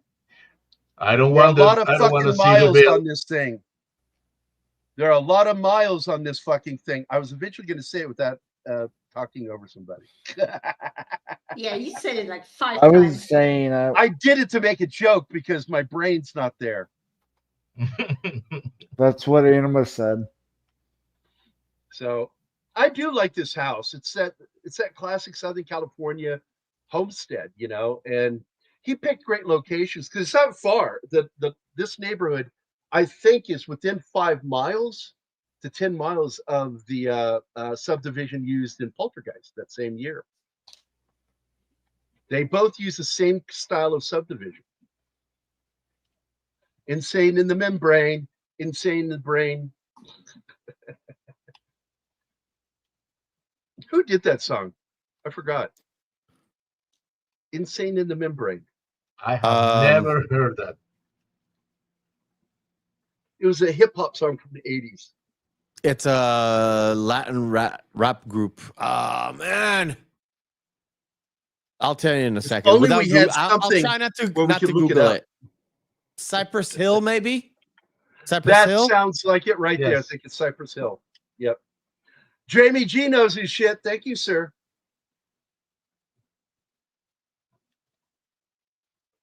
And Bush knows half of his shit. Cypress Hill. I know it was a type of Bush. Please. Yeah. Oh God. Yeah. It's a type of bush. Oh, did you get it first? I don't know. Martin doesn't show me things or tell me. Come on, And Martin. I'm not watching the chat. He's the one in charge of the chat. Well, which one would have you prefer to see first? Cypress Just shut Hall up. or Cypress Or Hill? Cypress Hill.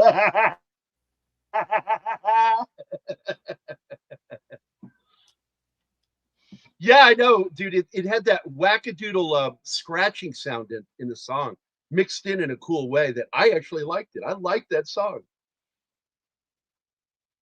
Now, Anima was like, why are they coming in spacesuits? And I'm like, well, this is probably through NASA, and that's the kind of gear they have. And they would probably want the single most protective clothing you could wear before having a meeting with an alien that's dying of something. So that's my assumption, that NASA is directly involved with this. So I heard it crazy. I feel I don't remember.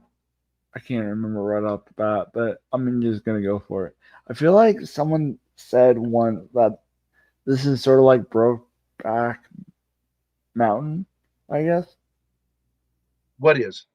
The E.T. movie, or some different. And if I got the wrong, Definitely not Brokeback Mountain. Ouch. Okay, I fucking like this one. Been there, Dick. Come in or snatch. Oh, Bush. That was funny.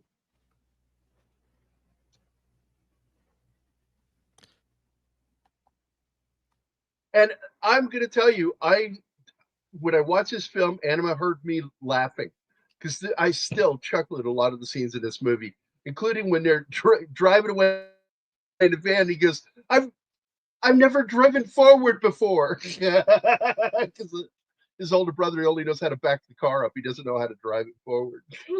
Whoa, we have a super chat from Diva. Thank you, my friend.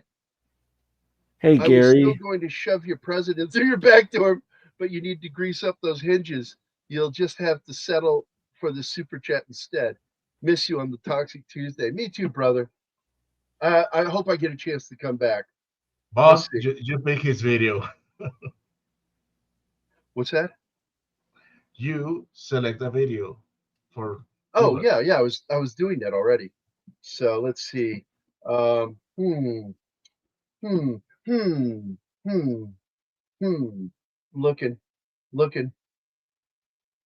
Oh man, that's a good one. Not the one I want. Oh, that was another good one, but no. Where are all of our great backdoor ones? In the back door. All right. In the back door, it's hiding.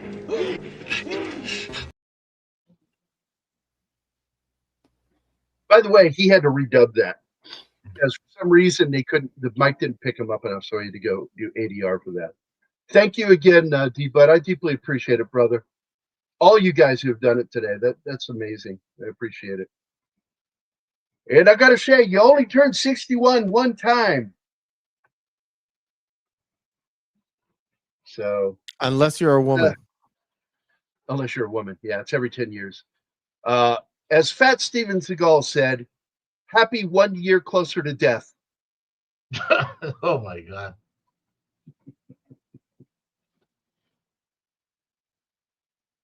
Oh, hello. He plays so. Did it stop? What's going on? No, it shouldn't. It's still stuck on that frame. Okay, let me see what time is. 58:55. Oh, it's moving. Up there's going. On. Yay! I like the way they shot this because you can't really see. If you look hard, you can see the camera lens. but I like the way it's lit, so it's hard to see the camera lens. And I just love that shot. I still think it's stupid that they are dressed up like astronauts. Well, you I don't want think to it matters. be isolated. Yes, and there's suits for that. No Not, need to. not in 82. Oh, I'm sure they had stuff like In that. 82, and NASA's in charge of this, they sent people in those little flight suits. I don't Because believe they're also, what's the word I'm looking for? Cryogenically sealed. Oh, I thought you meant idiots. Yeah. I found that goofy, going in as astronauts. Hey, wait, I keep forgetting that, D-Bud, that you're older than me. Holy shit. Well, Anima, the thing if you see the astronaut with the sun shield down, is to make them faceless, to make them more intimidating for the audience. I can tell you right now, she has never worked in a clean room. And some of the shit you wear in a clean room is borderline fucking NASA. Yeah, I know that. But it's nowhere near as heavy as these fucking astronaut suits. And it's not as bulky because it doesn't need to protect Probably you what they from, it's probably what space. they had handy. And they were sending people in that probably knew how to handle this situation or were better trained. And they were probably fucking astronauts that got sent in. So it looks great. And most of all, it's scary as hell because you can't hear them talking. You can only hear them breathing. And they're fucking with their hands up like zombies. They're doing the Frankenstein thing with their hands out and shit. And it's meant to be a scary scene for the kids. And it Maybe it was shot as if a kid imagines that's what big ones are doing. Big adults are doing. Like you said before, that every adult is shot from the waist down. So maybe everything is through a perspective of a kid, which means the big suit doesn't necessarily doesn't need to be big, but it is big because it's a child imagining how big and crazy it is. I don't even want to put that much up thinking to this into point, this movie. because right up All right, to I'm this removing point, it because it's not working. It's frozen. Okay. Every single adult, except for the mom, is portrayed as an antagonist. Do you want me to try and share it? Yeah. I mean, my internet is crap, but I just need the minute mark. So your It's internet right is not Scottish. 55:30. Oh my gosh. 55:33.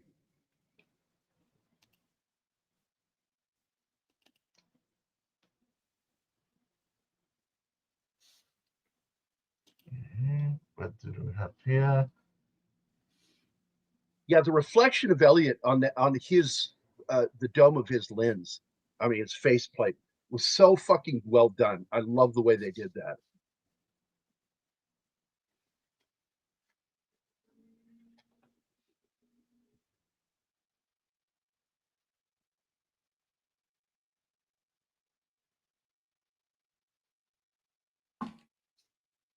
And you get I always feel like the older brother doesn't get the attention he deserves for his performance in this film.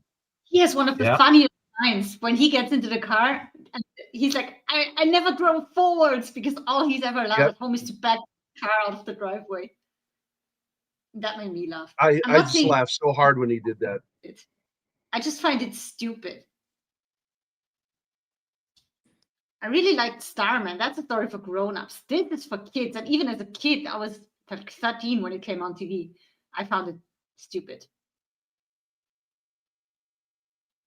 And long. Yeah, you can go a little Also, further. I want to say that one of the single most realistic scenes show.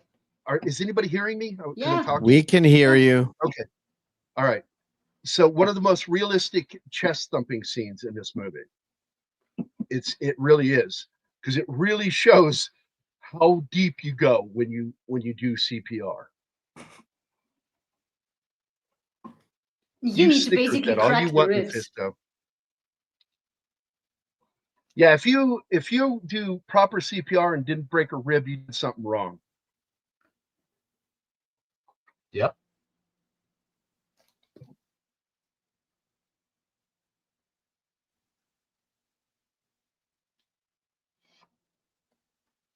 And what poor Elliot doesn't understand is they are trying to save E.T. They're going overboard trying to save him.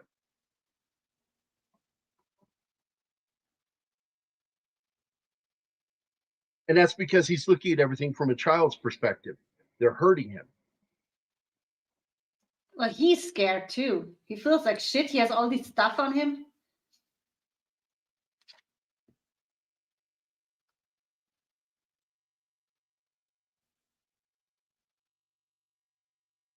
And this scene, because you read this scene in the book, you get so much from it. And it could be, and I believe a lot of people missed what he is saying, is that he was in the same shoes as a child, meeting an extraterrestrial. He met one of them, yeah. And I thought that was a great moment. I love how respectful he is of their connection after he died and they're icing him, and he gives the kid a minute alone with him. Makes everybody leave the room. And what does the kid do? Repays it with lying. Yeah. I It's will funny how he repay tries your to shut up kindness E.T. by lying. Fake crying. Oh, so fake.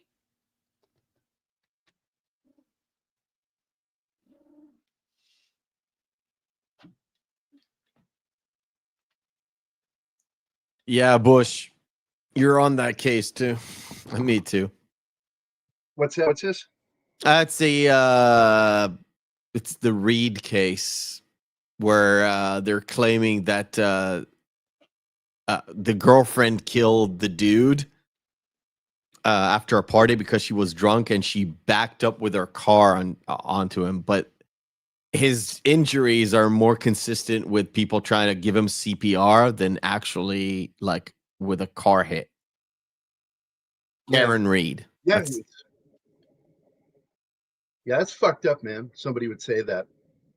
Yeah, there's a lot of shenanigans with the prosecution. Plus, the judge seems very biased towards the prosecution, like on every turn. So it's a shit show, and it's a second trial because in the first one it was a hung jury. Yeah, they got a mistrial out of it, or what did they get? No, a hung jury. Hung jury. What does that mean? They were 50-50? It means that 12 people got hung. Yeah, it means that they can make a decision whether if she's guilty or not, and then essentially the judge calls a mistrial, and she leaves it to the prosecution if they want to retrial. So it's not like she's off the hook, but you're gonna have to bring in new experts, new testimony, new everything, and essentially redo the trial. And at the moment, it's that second trial.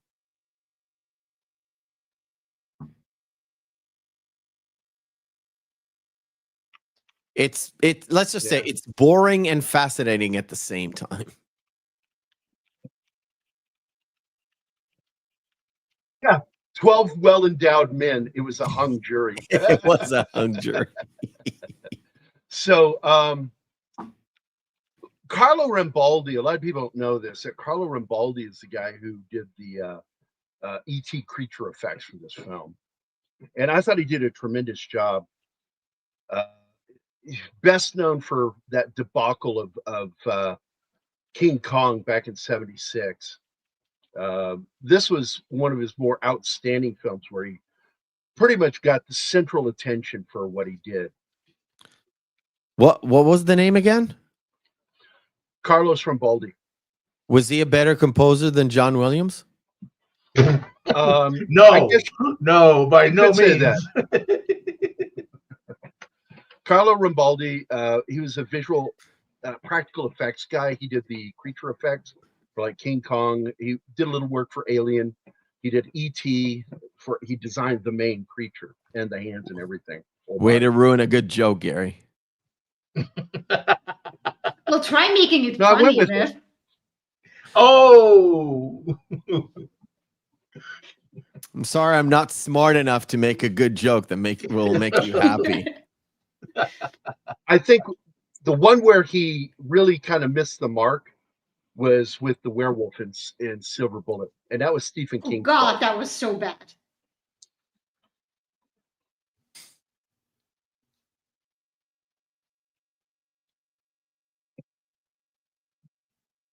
damn. Once a month. That's enough They fun. never really had time to heal then.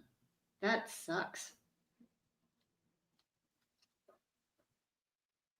And by the way, I felt like Peter Coyote, a decision was made to make him look like Elliot a little bit. So you would have that visual connection with his hairstyle and everything. Hmm.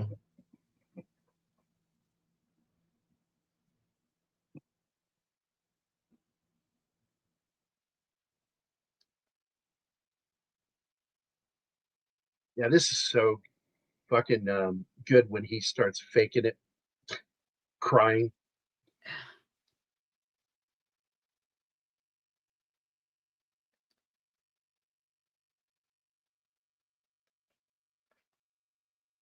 He just needs to be louder than E.T.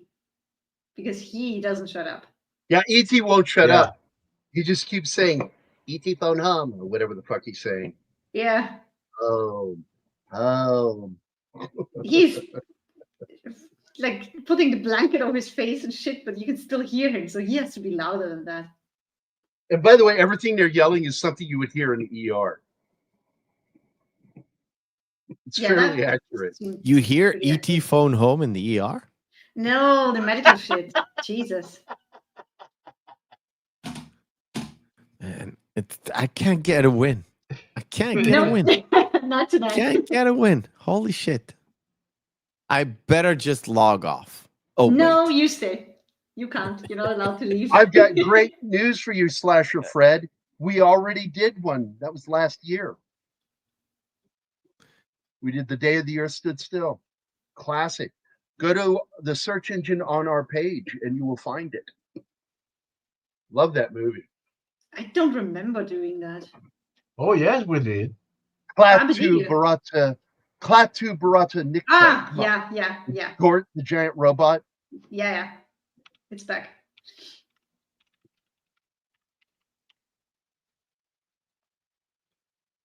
Are you looking for it, Martin? Yes, I'm looking for the link. This is, he unzips him. And what's even funnier is when he zips him up, you actually hear his voice muffled. That made it even more believable that it wasn't ADR. That was fucking great. And we have Ben Burt to thank for the way E.T. sounds.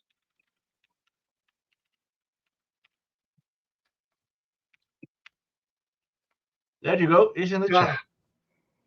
God knows, D-Bud, I have heard that one too many times in the ER. What? He's dead, Jim? No, this one. No. How did he? Okay, go. How did he get this all the way up there? Foreign objects in assholes and vaginas are some of the weirdest fucking calls you'll get as a paramedic.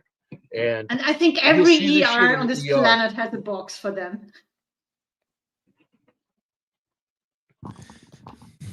How does a man get a Tonka truck up his own ass? That sounded like Nicholson. Yeah, that's Nicholson being a doctor, having to deal with a guy stuffing a Tonka truck up his ass. Well, I love it how and then he said the classic. Then he said the classic line: "How do they get these wonderful toys?" Yep. Never mind. You guys are honestly, this is a birthday party, and you have zero chill. Just chill out. It's just a party. I'm chilling. I'm very I'm chill. enjoying all the jokes. So I love this when he realizes ET is alive and he loses his shit. And there's nothing like a kid losing their shit when you shock them or surprise them. Yeah, there it is. Phone home, Elliot. Phone home, phone home, phone home. And he's got to muffle him. And his heart starts glowing. It's like, Jesus Christ. And then he's on top of it, fake crying again. Yeah, to drown him out because he wouldn't shut up. No. He's like, come with me, Elliot. No. It's so fucking funny.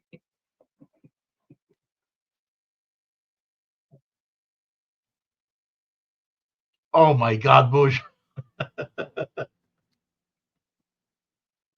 Well, he did try to eat a Hot Wheel car. Yeah. That is from Pulp Fiction. The thing with the watch and Christopher Walken and Bruce Willis. Yes. I think We know. Yeah. Oh. He changed the word in there on purpose because you can't really say that. It's spelled Slope. Slappy. Rude, racist. I love this. Hey, what are you doing there? Driving? Open the door, son. Open the door. I got to tell you, this scene cracked me up. And those fucking scientists dragged behind, and he's one by one. He's pulling out the attachment pegs that hold him in place, and pulls the last one out. And the doctor just looks at him, and he says, "Last one." And he pulls it, and the doctor just looks at him. He's, "Oh no!" And he just throws it, and then they fall. It's funny as hell. You never know if you're going to have to say that to the Book of the Dead. You goddamn right, man. So everybody should know Klaatu Verata Nikto. However, that is only in the. Oh my God, the Evil Dead series, because in the original movie is Barada. I assume they had to change it for copyright reasons and shit. I don't know.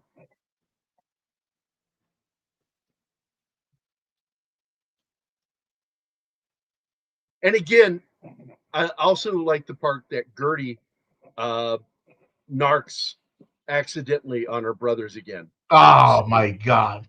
Yes. Did the boys leave already? What? Did the boys gone yet? Because I can't give you this note until they're gone. Give me the note. Yeah, but she's like 4 or 5 years old, so she doesn't have any concept, but she doesn't mean anything. She just narcs on people. I mean, her brothers know why they threatened to destroy her doll to make her promise to not tell anyone about ET. They know. And by the way, that's C. Thomas Howell, who got a pretty good career in Hollywood for B movies that were almost A movies. Soul Man.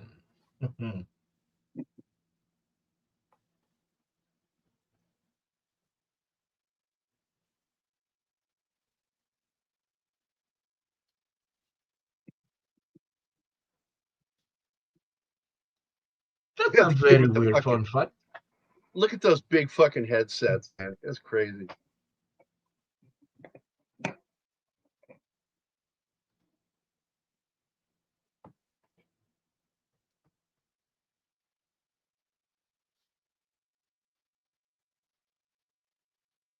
Yeah, I love how, because he's so short, okay?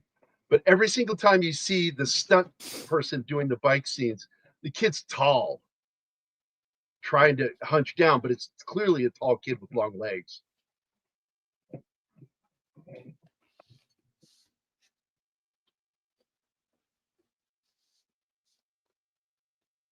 And this scene kind of reminds me of the chase scene from Spielberg's first movie.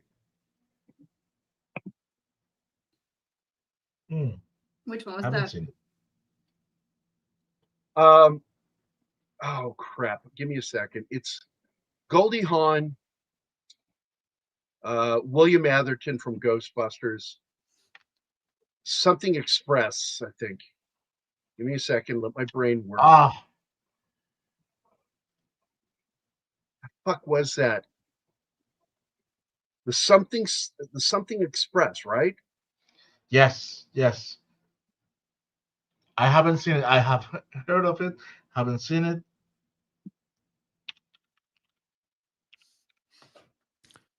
Sugarland Express. Yeah, that one. Thank you.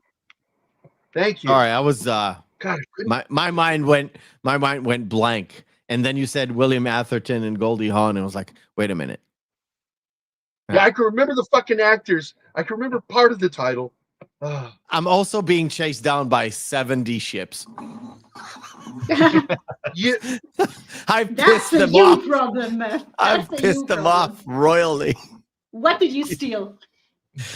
I don't know, about 60 million worth of gold.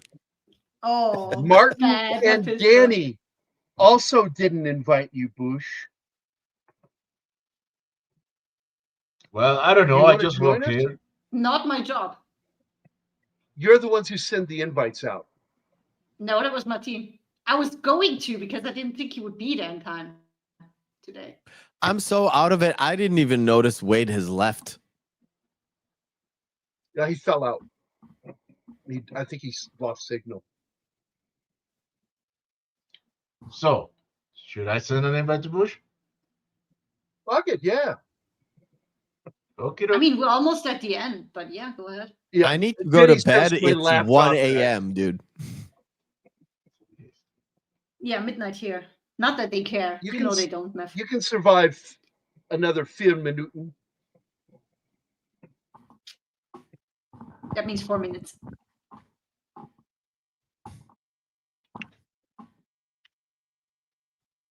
And don't lie, Gary. You never end on time. You always go over. No, I want to end this show. I really do. Because of the topic. I sent you your invite, Bush. I also like that they made the UFO look a lot like a Christmas ornament, which was on purpose. Yeah, but the door made no sense. Well, it's a bridge, and there's the door is actually what closes inside the ship, and that's just like the landing foot thing on the outside. But it does look funny. It's like, why does their spaceship have a screen door? Right? I mean, that was. We have a super chat from Bush. They don't want to go any better. Okay. You can die on that hill. That's okay. We will always disagree with you on that. And both of us have a background in music, so we come with an understanding of what a theme is, and come on, Bush. He has the most beloved. It's not popular; it's beyond popular. This is, when you start talking about themes, they're beloved, and the most beloved themes, as far as any movie composer goes, the largest number goes with John Williams, and it's just crazy. Bush, But it's not stop typing. Get in here. Bush, you bitch and moan for a link. Now you have the link and you're not here. What the fuck? By the way, what we've got here is failure to communicate. Okay, Bernard Herrmann was one of the guys that helped bring John Williams to the forefront because he saw just how good he was. And I do believe, I'm not sure if it was Bernard Herrmann or if it was no, it was the guy who did the Pink Panther theme. Come on, Gary. My brain's not working. He was an understudy to that composer, but he had access to all these composers, including Bernard Herrmann. And Bernard Herrmann, for his time, really had some of the greatest themes. And my favorite theme by Bernard Herrmann is North by Northwest. Thank you, Another Sandra. movie that I couldn't finish. Henry Mancini was the mentor to John Williams. and absolutely helped his career get him started. And his first work was Gilligan's Island, stuff like that.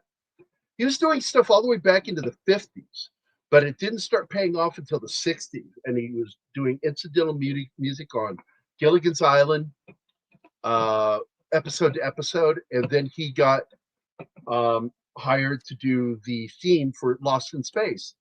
And what's funny is the original first and second season theme is different than the third season, but it's the third season theme that everybody remembers with John Williams. And they don't never remember that, no, there was another theme. There it is. That's the screen door in front of a fucking spaceship. Now A screen door on a spaceship. Hey, man, don't you forget to shut that screen door before we go into deep space, boy. Happy birthday, Gerry. Fuck you, Bush. Fuck you too, man. I love you, buddy. I do. I love you, Bush. You are so awesome. That's how, like in the military, that's how we do it. Like, fuck you, man. Fuck you too, man. That's just what just happened was two guys saying that they loved each other. I love you too, man. Yeah, I don't have a background in music. I don't know why you said that. Well, I'm just letting you know. Music we understand music differently because we actually understand it and play it. I've never understood this rainbow thing. Like, what the fuck was that about? I always thought, like, because he always does a meteor thing in his movies. Spielberg's got that little thing. Ever since there was an accidental meteor that actually flew by in Jaws. So he puts that in his movie somewhere, a twinkling little falling star. And in this one, he goes homosexuality. I swear to God, if it was a thing back in the 80s, I would say that's what it was. But no, but in the 80s were covered in rainbows. There were rainbows everywhere. It used to be something pretty. It used to be something Irish, and then I think it was 1984. It was co-opted by the gay community as a symbol of what they do. Yeah. And it's just, they always do that. And it's like so annoying. Stop taking things that everybody loves and turning it into gay. Yeah, I'm part Irish. Just making everything gay is weird. But what I've always thought here, because you took our shit, man. They cut away and cut back to it 3 times, the rainbow. And you'll notice on the third time they cut away to it, it begins to dissipate. And I think that is actually supposed to be like a jet stream that's hit by the sunlight, the setting sun, just right to create the rainbow effect. I think it's a great shot. I think it's a great shot. For a film I don't love, I do love parts of this movie. I really do. And watching begin with Anima reminded me of all the scenes I liked. Yeah, you had really much fun watching this. I have a question for you then, Gerry. Yeah. On your birthday, why did you pick a film you don't exactly like? That is my revenge. Have you not seen the thumbnail? They made me do aka Anima's Revenge. Yeah. I didn't see the scroll. Airplane on my actual birthday. Because she had to do Airplane on her fucking birthday, and she hated that fucking movie. And the funny, ironic part of it, see right there, Anima's Revenge. The funniest part of this is that I made the argument not to do the film. I said, yeah, don't go there again. She didn't like the film. I was like, Bush, and what the hell happened to Bush? You kicked him. Someone put me backstage. I didn't kick anybody. Yeah, it was Martin. I wouldn't. I like Bush better than I like you. I thought it was a different movie, and you never told me I was wrong. For a second. I didn't know you were wrong because I'm like, maybe I misremembered her disliking it. I could have sworn she hated it. And Gerry, you showed me. Gerry, sorry. Happy birthday. Shut up. Hi, Anima. Hi, Mephisto. Hi, Martin. Hi, Bush. Hello, Bush. Martin, stop doing that, Martin. Put him back on here. Martin, put him back on here. Oh, yeah. That's you, Gerry. Martin is like, I can do this all day. The funniest part was I timed when he was going to click it in my head, and I clicked at the same time, and it dropped him still. It kept him down. Oh, the comedy of errors is insane. It's okay. Yet I don't you have do feelings. not laugh for my jokes. I do. I will tell you that Father Weems approves of this episode. No, he doesn't approve of anything you're doing right now, Gerry, because you haven't called him still. Father Weems is angry. I call him Father every day. Yeah, if you want an example of me being a chicken shit, there it is with Father Weems. Yeah. Father Weems is the last person on this planet that I still have that reaction to, like he's my dad. And I know he's going to be mad at me something, so I avoid him. Oh my God. Only person on the planet. Well, Dale's close. Dale Dye is close to being one of those people, but I'm always nervous around. You and I watch. What's that? You and I talked about Dale Dye's comment there, which I wholeheartedly disagree with. About PTSD isn't a thing. Like, just get over it. People are different. Some people react to war in different ways, and I was very. I love the guy. I love that you had him on. I love that you have a communication with him. But that comment was just stress. He doesn't have the disorder. So some people, John Del Vecchio doesn't believe in PTSD either. He's the New York Times. I think it's wrong. I think it's completely incorrect take on. I think they're wrong too. Having worked in the medical field and having worked with people with severe PTSD, I've seen the physical effects of war on people. Well, not just that, but like he went to war with people who were drafted, for Christ's sake. Like, they didn't want to go. They were forced to go. And they had a very adverse reaction to, having to fire a gun at a human being. That's PTSD. It's PTSD. Gerry, it's PTSD until it becomes the disorder. But the disorder is something completely different than. It's not totally different. I mean, it's related. But PTS is something common with people that work in emergency services, law enforcement, crime fighting. Children of abusive homes get it. It becomes disorder. Working in an industry kitchen. Yeah. Because look, I was saying this the other day. Nobody understands what it's like to deal with a collapsed souffle. No. Nobody knows what that's like. All that work, and it just collapses in front of you. And yeah, you get PTSD from that shit. That makes your soul die when that happens. I want to point out nothing that I'm saying is true. I'm lying. Well, no, actually, Anima. I don't want your letters. What I said is actually completely correct. I have seen people just break down and lose it on the kitchen line because some sous chef is screaming in their face, and they are trying their best to focus on what they're doing, and there's some dude or some chick. Yes, chef. Yes, chef. Yeah, yes, yeah. Chef. And they just snap. They just snap and they lose it, and they start throwing things, or they sit down in the corner and start crying. That's post-traumatic stress. And there's a reason why this job is predominantly male, because they are better at taking it. It's a very rough environment to work in. I've worked in kitchens. You need a you don't have balls. That.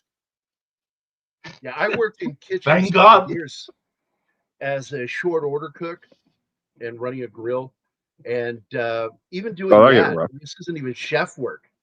It's still high stress.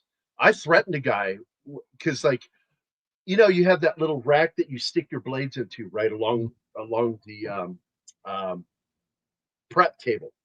There's a metal prep tray between the grills in restaurants, and then there's a little thing that sticks out slightly that's made out of metal but has a plastic nylon edge to it, and there's a gap, and you put your blades in there.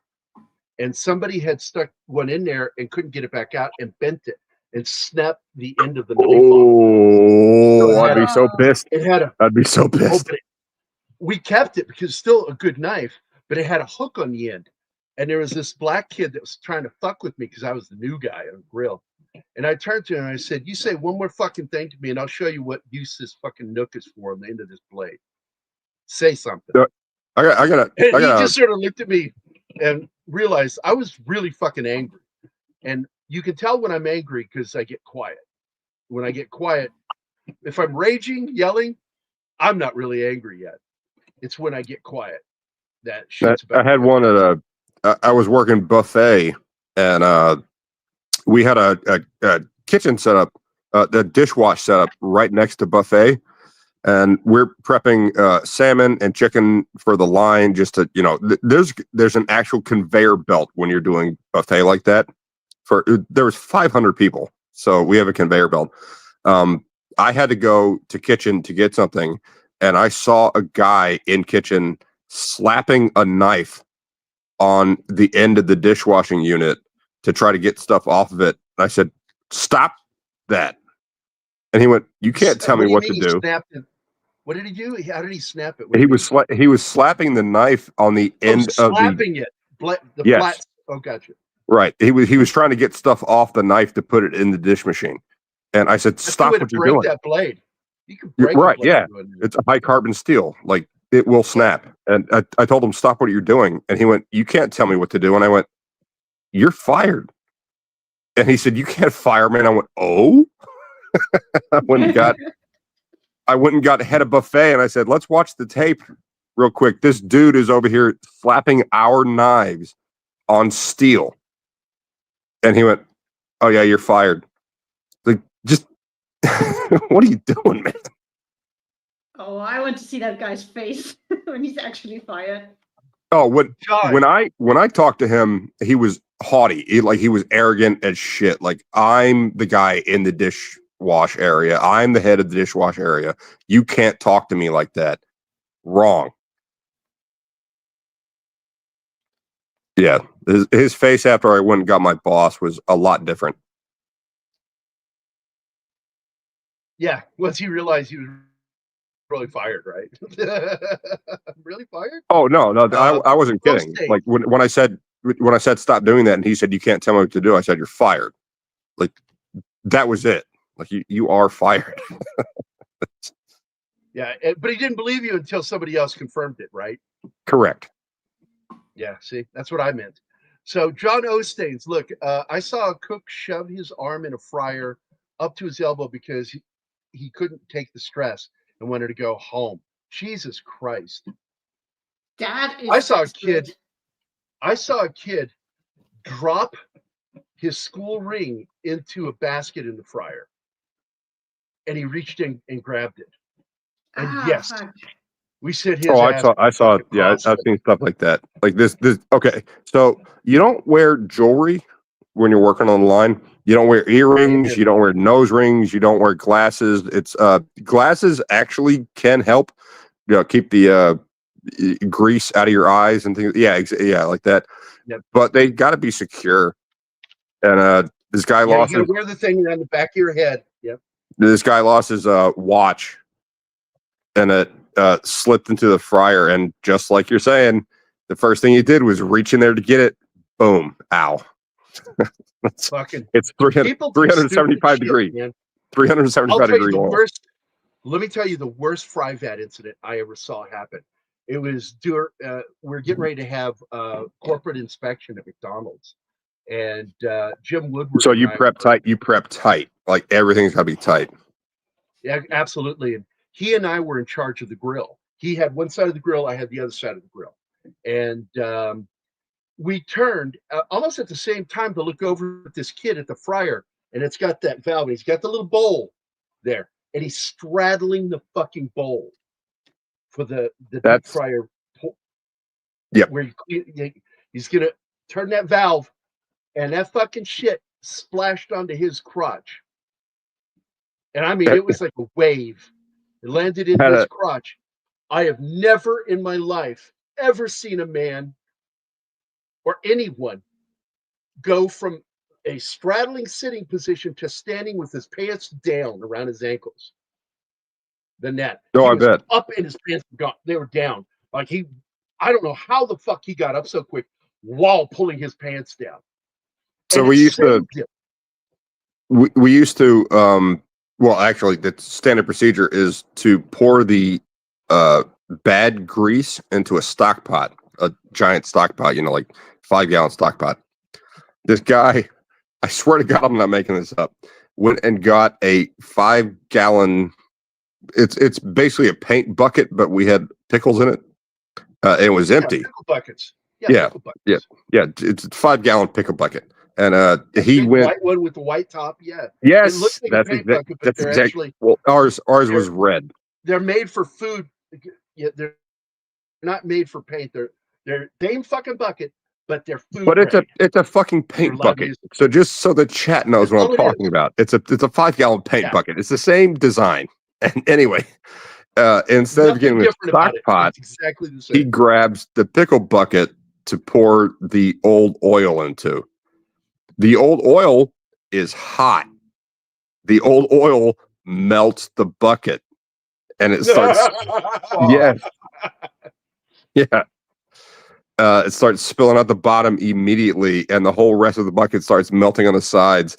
And like, I was stunned. I froze like in that moment. I'm like, I don't know what to do. Holy shit! Like, mop is the first thing in my head. So I go to the kitchen to go get a mop, and the executive chef El Jefe was like, turn off the valve. Like, he immediately like just pops into action. Turn off the valve. Stop pouring that. Stop trying to pick it up. Get out of the way. You know, he's actually in action, taking care of shit. But like, thinking hot oil in a plastic bucket. Like, what are you doing? Because the stock pot wasn't there on the line for him to use. So he's like, you just pick a bucket.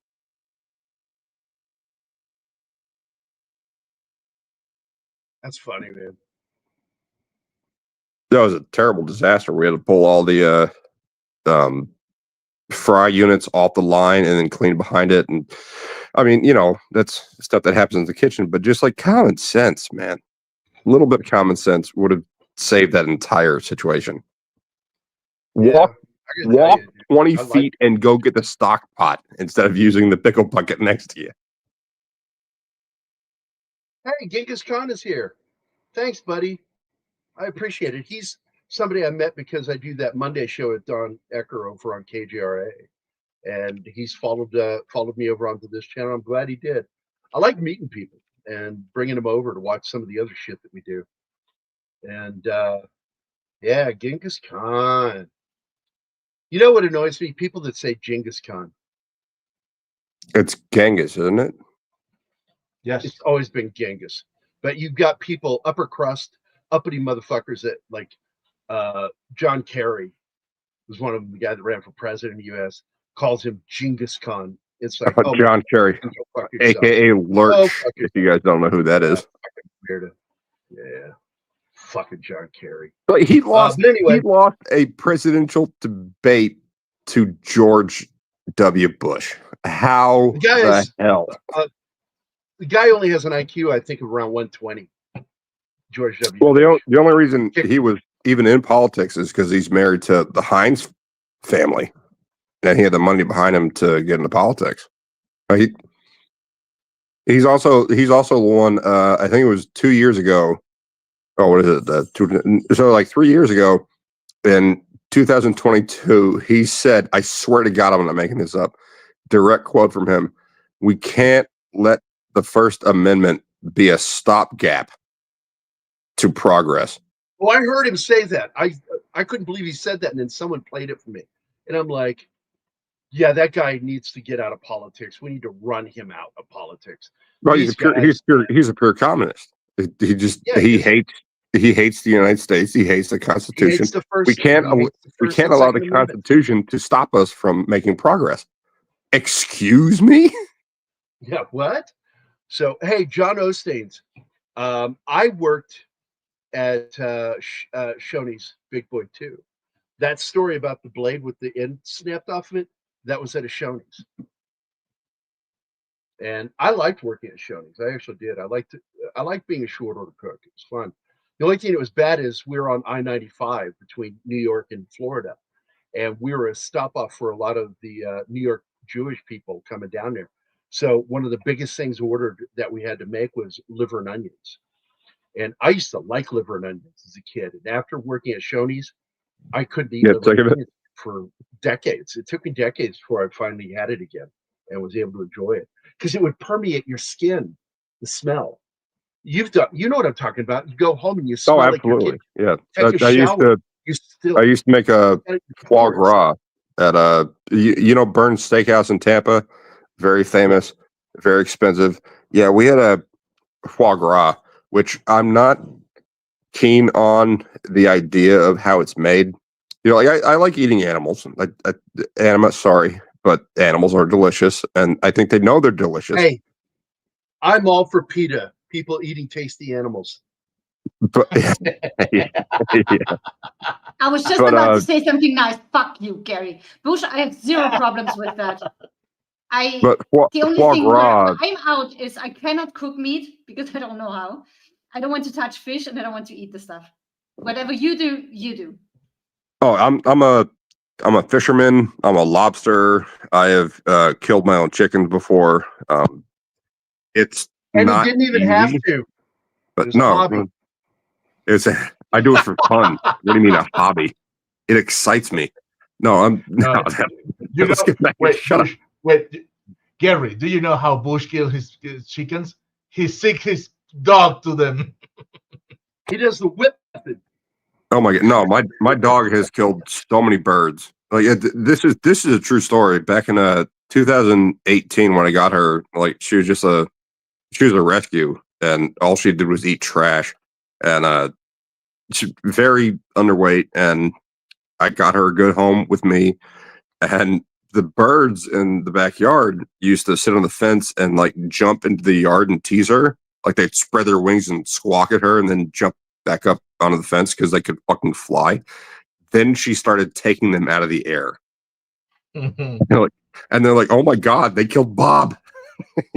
Like the birds we don't learned have the time real quick. to get into it, Bush, but because we got to go. But Yeah. you and I need to talk about some of the funniest, most fucked up ways you've seen animals butchered. And I've seen some fucked up things. And I got mad one time. I got really angry about it, but I don't want to talk about it now. We're getting in the show. So I want to thank everybody for being here today, starting with Gambit. 87 was here first. Snorty, Emmanuel, Penny, Sauron Baggins, who also gave us a super chat. Thank you so much. Jacob the Critic, Bush McFadden, D. Bud Martin, who also gave us a great super chat. Regis, who is Emmanuel's husband. And let's see, Jamie G. Wade, who was, of course, here on the show and in the chat. Sandra Hammerschlag. Country Shape Media was here. Great posts from all you guys. I appreciate it. The Lovely Naughty, who also gave us a great super chat. Thank you so much. $20. Let's see. John Ostains was here. No Lady V today, though. John, what's up with that? Let's see. Hail in Place was here. And War Monkey dropped in to say happy birthday. Jake Retigliano is here. Dus Wolfram, our good friend John, who does a show on Fridays. Andy Masterson. Cam's Crash Courses. God, it's so hard to say Cam's Crash Courses. It really is hard. No, you did well. You did well. You got it. You nailed it. Dax, of course, was and still is here. He's in the background putting a bed together. And let's see. Genghis Khan was the last one in the house. So thank you guys for being here. Deeply appreciate it. Thank you for all the happy birthday wishes. I deeply appreciate it. Max Demon, I saw it. $10. Thank you, Max. No happy birthday? Fuck you, man. Oh my. Hey, I can't say fuck you to the guy that's got Carl Sagan as his avatar. But wait, thank you, it's dude. a video. Thank you. Let me get you a quick video. Baby, lock your back door. I'm coming through that way tonight to love you for sure. Yeah, if you don't put something in the super chat, that's what you get. I don't like that video. There, Oh, you put it up cookies. there. Happy birthday. Thank you, my friend. I want to thank all of you for being here today, and everybody have a great Friday. Don't forget, tonight is more gaming, World of Warcraft, right? With No, we're still on Fallout 3. Yeah, See, I'm Fallout. going to Yeah, he's finish doing that. Fallout. So don't forget that's on tonight, and also don't forget Doomcock's doing his Friday Night Frolics, and it's always a blast when you watch Doomcock. So we're gonna get the hell out of here. One last time, I want to play this video. Let's see, where's it at? Okay, let me do it. I sing better. Happy birthday to the bastard. Happy birthday to the bastard. Happy birthday to the bastard. I fucking love that. Happy birthday, Gerry. Thanks, Bush. I appreciate it, buddy. Everybody, God bless. Have a great Friday. We'll see you again tomorrow. Happy Friday. Bye, guys. Bye. Bye.